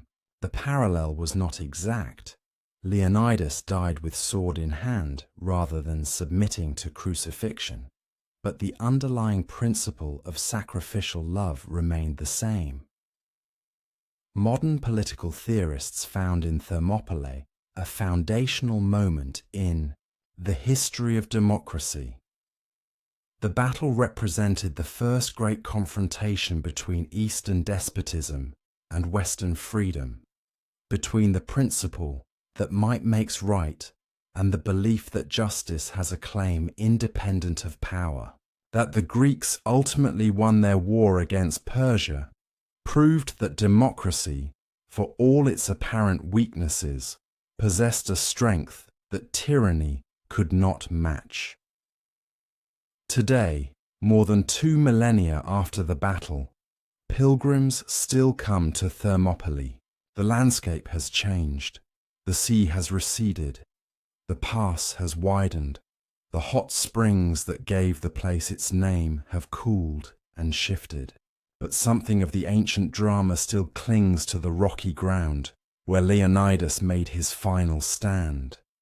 They come from every corner of the world, these modern pilgrims, soldiers seeking to understand the nature of courage, students learning about the foundations of Western civilization, families teaching their children about the price of freedom. They stand where the monument now marks the site of the ancient battle, and they try to imagine what it must have been like when the fate of the world hung in the balance at this narrow place between mountain and sea. Some leave flowers at the memorial, others simply stand in silence, absorbing the weight of history. Many take photographs, trying to capture something of the site's significance, though no camera can record the deeper meaning of what happened here. A few, moved by emotions they cannot fully express, weep for warriors they never knew, for sacrifices made long before their birth, for the recognition that their own freedom was purchased with bloodshed by men who died believing in something greater than themselves. The monument itself is simple, almost austere, a fitting tribute to men who valued substance over ornament, duty over display. The inscription, carved in Greek and translated into many languages, carries Simonides' immortal epitaph. Go tell the Spartans, stranger passing by, that here, obedient to their laws, we lie. But the words, powerful as they are, can only hint at the full meaning of what transpired at this place. For Thermopylae was more than a battle. It was a statement about human nature, a declaration that men and women are capable of transcending their own mortality when called upon to defend what they hold most dear. It was proof that courage is not the absence of fear, but the willingness to act in spite of fear, that honor is not an empty word, but a principle worth dying for, that freedom is not a gift, but an inheritance that each generation must earn anew. In Norway, schools around the world, teachers tell the story of Leonidas and his 300 students who live in comfort and safety that the Spartan king could hardly have imagined. They struggle sometimes to make the ancient drama relevant to young minds more concerned with immediate pleasures than distant principles. But occasionally, usually when least expected, a student will ask the question that brings the story alive. Would I have had the courage to stay? It is an impossible question to answer, for no one knows how they will respond to ultimate testing until the moment arrives. But it is also the most important question, for in asking it, we acknowledge that such moments may come again, that each generation faces its own Thermopylae, its own choice between comfortable submission and difficult resistance.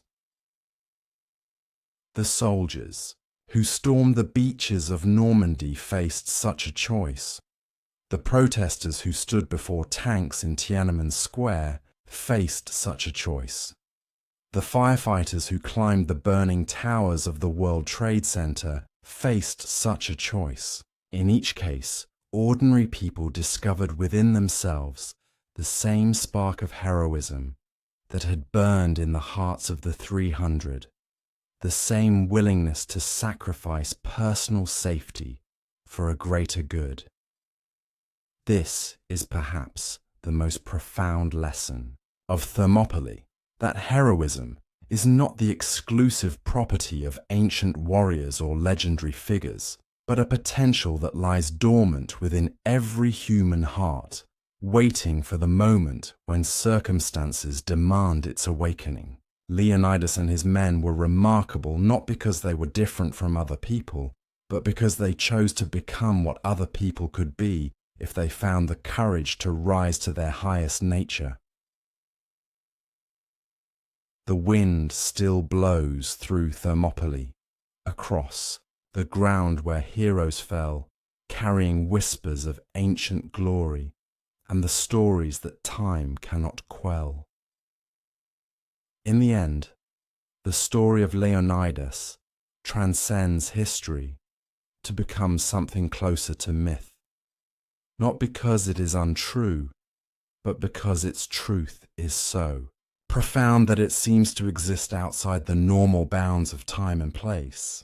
The Spartan king who died defending a narrow pass has become a symbol that speaks to the deepest aspirations of the human spirit, a reminder that mortality can be transcended through the choice to serve something immortal.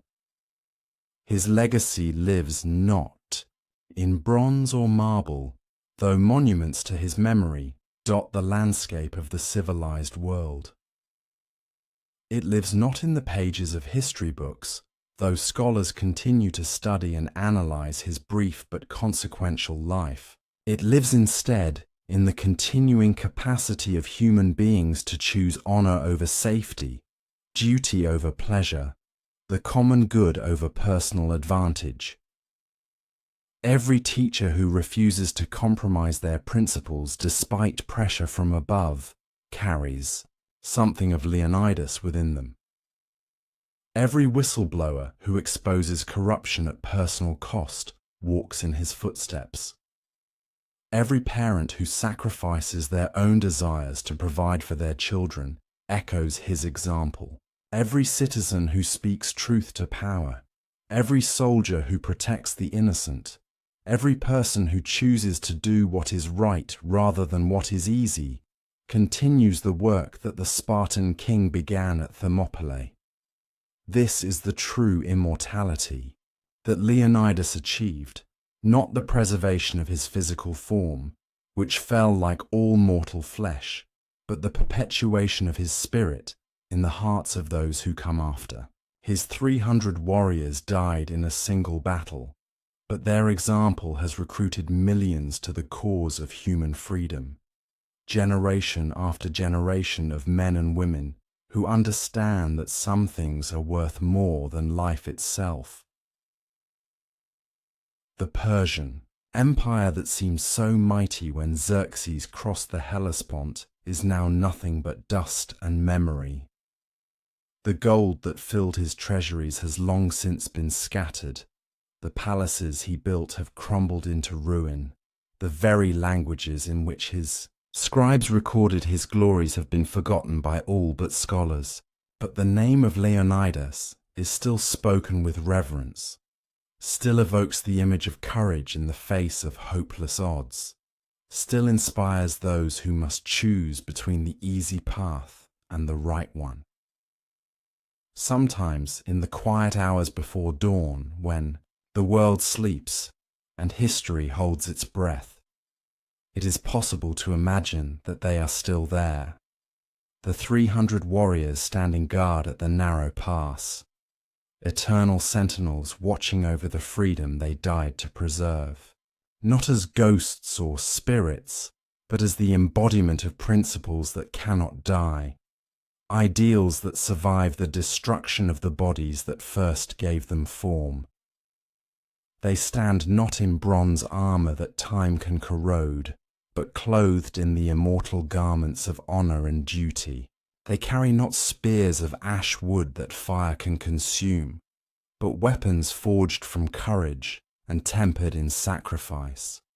Their shields bear not the lambda of Lacedaemon, but the device of every free nation, every just cause, every individual who chooses to resist rather than submit.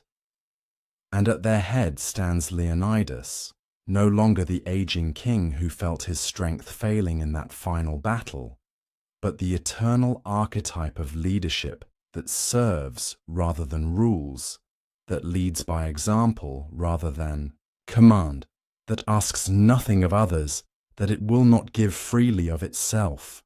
He is every commander who shares the dangers of those he leads, every parent who sacrifices for their children, every citizen who accepts responsibility for the common good. Their watch is not ended, for the forces they stood against have not disappeared from the world. Tyranny may wear new faces and speak new languages, but its nature remains unchanged. The lust for power still drives men to oppress their fellows. The strong still prey upon the weak. The corrupt still seek to silence those who would expose their crimes. Against these eternal enemies, the 300 maintain their vigil, recruiting new warriors from each generation, training them in the arts of resistance, preparing them for their own moment of testing. In every heart that chooses right over easy, in every voice that speaks for the voiceless, In every hand that shelters the defenseless, the spirit of Sparta marches on, restless. What then was accomplished by that desperate stand at Thermopylae? Military historians, analyzing the battle with cold precision, note that it delayed the Persian advance by only 3 days. Strategic analysts point out that Xerxes would have found another route into Greece even if the pass had remained blocked. Political scientists observe that the real victory came at Salamis and Plataea, not at the hot gates where Leonidas fell. All of this is true, and all of it misses the point entirely. For the significance of Thermopylae lay not in its immediate tactical impact, but in its demonstration that human beings were capable of something that the vast machinery of the Persian Empire could not comprehend: the willing acceptance of death in service to an ideal. This lesson resonated far beyond the narrow confines of the Greek world. It spoke to something universal in human nature, the capacity for self-sacrifice that distinguishes men from beasts, the ability to choose principle over survival that marks the difference between slavery and freedom. The Persian Empire, for all its wealth and power, could offer its subjects nothing more than comfortable servitude. The Greeks, poor and divided though they were, offered something infinitely more precious: the chance to live as free human beings. Leonidas and his 300 proved that this freedom was not merely a pleasant ideal, but a reality worth dying for. Their sacrifice gave moral weight to the Greek cause, transforming what might have been seen as a simple struggle for political independence into something approaching a holy war. They made it clear that the stakes were nothing less than the future of human dignity itself. The impact of this moral clarity extended far beyond the immediate conflict. It established principles that would guide Western civilization for millennia. The belief that individuals possess inherent rights that no government may violate. The conviction that duty to one's community may require the ultimate sacrifice. The understanding that freedom must be earned by each generation anew. The Roman Republic, founded on principles of civic virtue and personal sacrifice, drew inspiration from the Spartan example. Roman soldiers swore oaths similar to those taken by Leonidas's warriors, pledging to return with their shields or upon them. Roman statesmen, facing their own moments of crisis, asked themselves what the 300 would have done, how they would have chosen between personal safety and public duty. When Christianity spread throughout the ancient world, it carried with it a message that Leonidas would have understood: that the highest love was sacrificial love, that true greatness lay in giving one's life for others. Christian martyrs, facing death in Roman arenas, drew strength from the example of pagan warriors who had died for their beliefs. The willingness to suffer for one's principles became a defining characteristic of the new faith, linking it spiritually to the heroes of Thermopylae, the knights of medieval Europe, bound by codes of chivalry that demanded courage, honor, and service to others, saw themselves as heirs to the Spartan tradition. When they rode to battle against overwhelming odds, when they defended the weak against the strong, when they chose death over dishonor, they were following a path first marked by bronze spears at a narrow Greek pass. The founding fathers of the American Republic, steeped in classical learning, consciously modeled their revolutionary struggle on the Greek resistance to Persian tyranny. When Patrick Henry declared, "Give me liberty or give me death," he was channeling the spirit of Leonidas.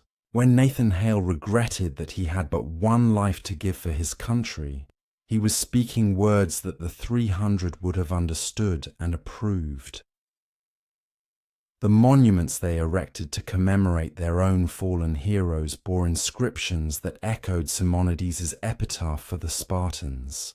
The principles they enshrined in their founding documents, that governments derive their power from the consent of the governed, that some rights are inalienable, that resistance to tyranny is not just a right but a duty, were natural descendants of the ideals for which Leonidas died. In our own time, the legacy of Thermopylae continues to inspire those who face their own impossible odds. The Warsaw Ghetto fighters, facing the full might of Nazi Germany with nothing but courage and improvised weapons, drew strength from the knowledge that others had chosen to fight rather than submit. The Hungarian revolutionaries of 1956, standing before Soviet tanks with bare hands and burning hearts, followed in the footsteps of the 300. The civil rights workers who faced police dogs and fire hoses in the American South, the protesters who stood in Tiananmen Square, the dissidents who challenged Soviet oppression despite knowing the consequences, all were part of the same tradition, inheritors of the same spirit that had animated Leonidas and his warriors 25 centuries earlier. They may not have been conscious of the connection, may never have heard the name of the Spartan king, or learned the details of that ancient battle, but they carried within themselves the same essential understanding that there are values worth more than life, that freedom is not free, that each generation must be willing to pay the price that liberty demands. This willingness to sacrifice, to stand firm in the face of overwhelming opposition, to choose principle over survival, is what links all these disparate struggles across the centuries. It is what transforms individual acts of courage into something larger and more enduring. What makes heroes of ordinary people who find within themselves extraordinary reserves of strength. Though empires rise and kingdoms fall, though centuries pass like summer rain, the flame that burned at Thermopylae burns bright and shall burn bright again. And so we come to the end of this long tale, though in truth it has no ending.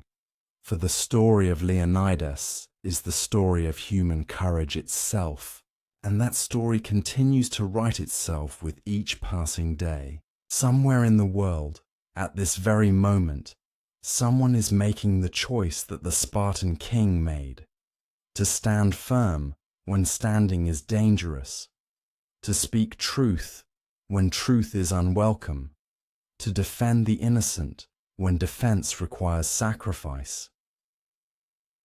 They may be teachers protecting their students from harm, doctors treating patients despite personal risk, journalists reporting truth in the face of threats, or simply parents working multiple jobs to provide for their children. They may not think of themselves as heroes, may not see any connection between their daily struggles and the ancient drama at Thermopylae.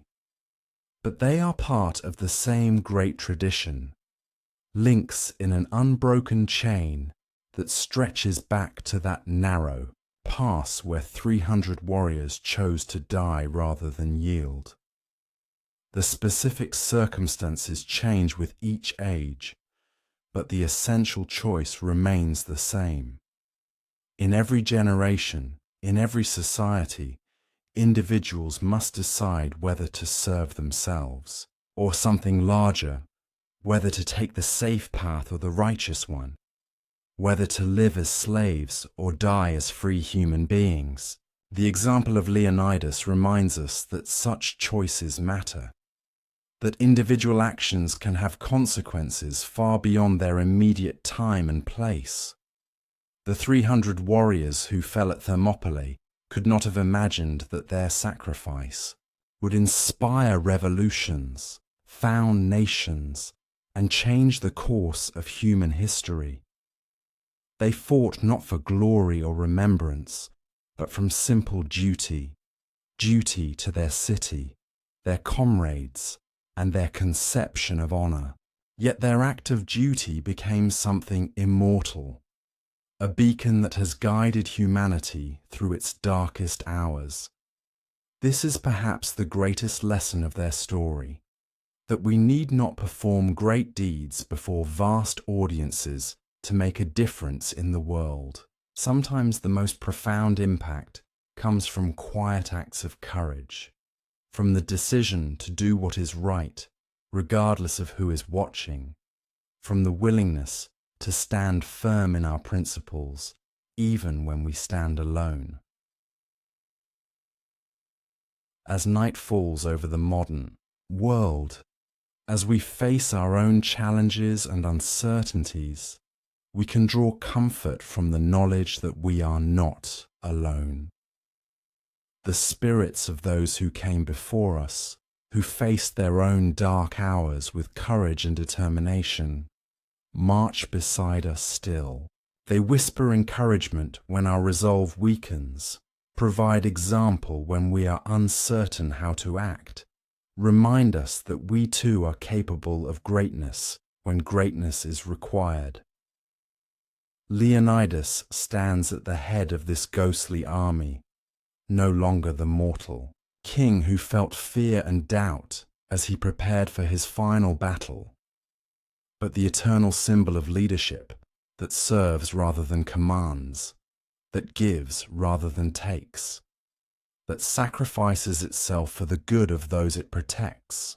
He reminds us that true strength lies not in the ability to dominate others, but in the willingness to restrain our own power in service of justice.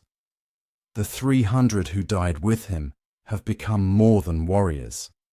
They have become the embodiment of loyalty, of the bonds that unite people in common cause, of the understanding that we are all stronger when we stand together.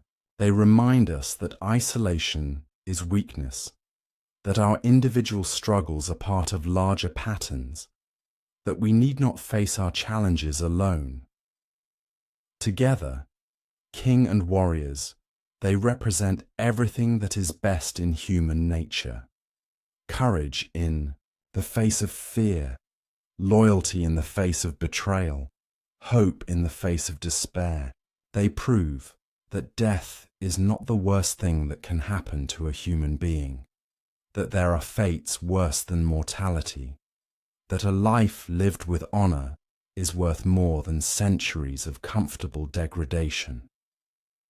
So let their memory be our guide when darkness falls and hope grows dim, when easier paths beckon us aside from duty's call, stern and grim. The pass at Thermopylae is quiet now, troubled only by tourists and the occasional scholar studying the ancient battlefield. The hot springs still bubble up from the earth, warming waters that once reflected bronze shields and heard the clash of spears. But the deeper significance of the place transcends its physical reality. Thermopylae has become a state of mind, a spiritual condition available to anyone who chooses to embrace it. To stand at Thermopylae is to accept that some things are worth more than life, that freedom is not free, that each generation must earn its inheritance anew. It is to understand that we are all guardians of something precious, that the light of civilization is fragile and must be protected by those willing to sacrifice for its preservation. The wind that blows across the ancient battlefield carries, with it, the whispered promise that this light will not be extinguished, that somewhere, always, there will be those willing to take their stand, to hold the line, to pay the price that freedom demands. They may not be kings or professional warriors. They may be teachers or farmers, merchants or students, parents or children. But when the moment comes, when the choice must be made, they will find within themselves the same flame that burned in the hearts of the 300. And in that moment, they will understand what Leonidas understood as he prepared for his final battle. That immortality is not about the preservation of the body, but about the continuation of the spirit. Not about personal survival, but about the survival of the values that make life worth living. They will know, as he knew, that some gifts can only be given once, and that the greatest gift of all is the sacrifice of self for others. The stars that watch the battle's end still wheel above in silent dance, and still they light the way for those who choose to make their valiant stance. Thus ends our tale of Leonidas, the king who held the pass, though in truth it never ends. For his story is woven into the fabric of human experience itself. As long as people face difficult choices, as long as tyranny threatens freedom, as long as the strong prey upon the weak, the example of Thermopylae will remain relevant, powerful, and necessary. The 300 who died with their king achieved the only immortality that really matters. They became part of the eternal struggle between light and darkness, between justice and oppression, between the human spirit's highest aspirations and its basest impulses. In every act of courage, in every moment of sacrifice, in every choice to do what is right rather than what is easy, their spirit lives on. And perhaps in the end, that is enough. Perhaps it is all that any of us can hope for, to live with honor, to die with dignity, and to leave behind us a world slightly better than the one we found. Leonidas and his warriors achieved all of this and more.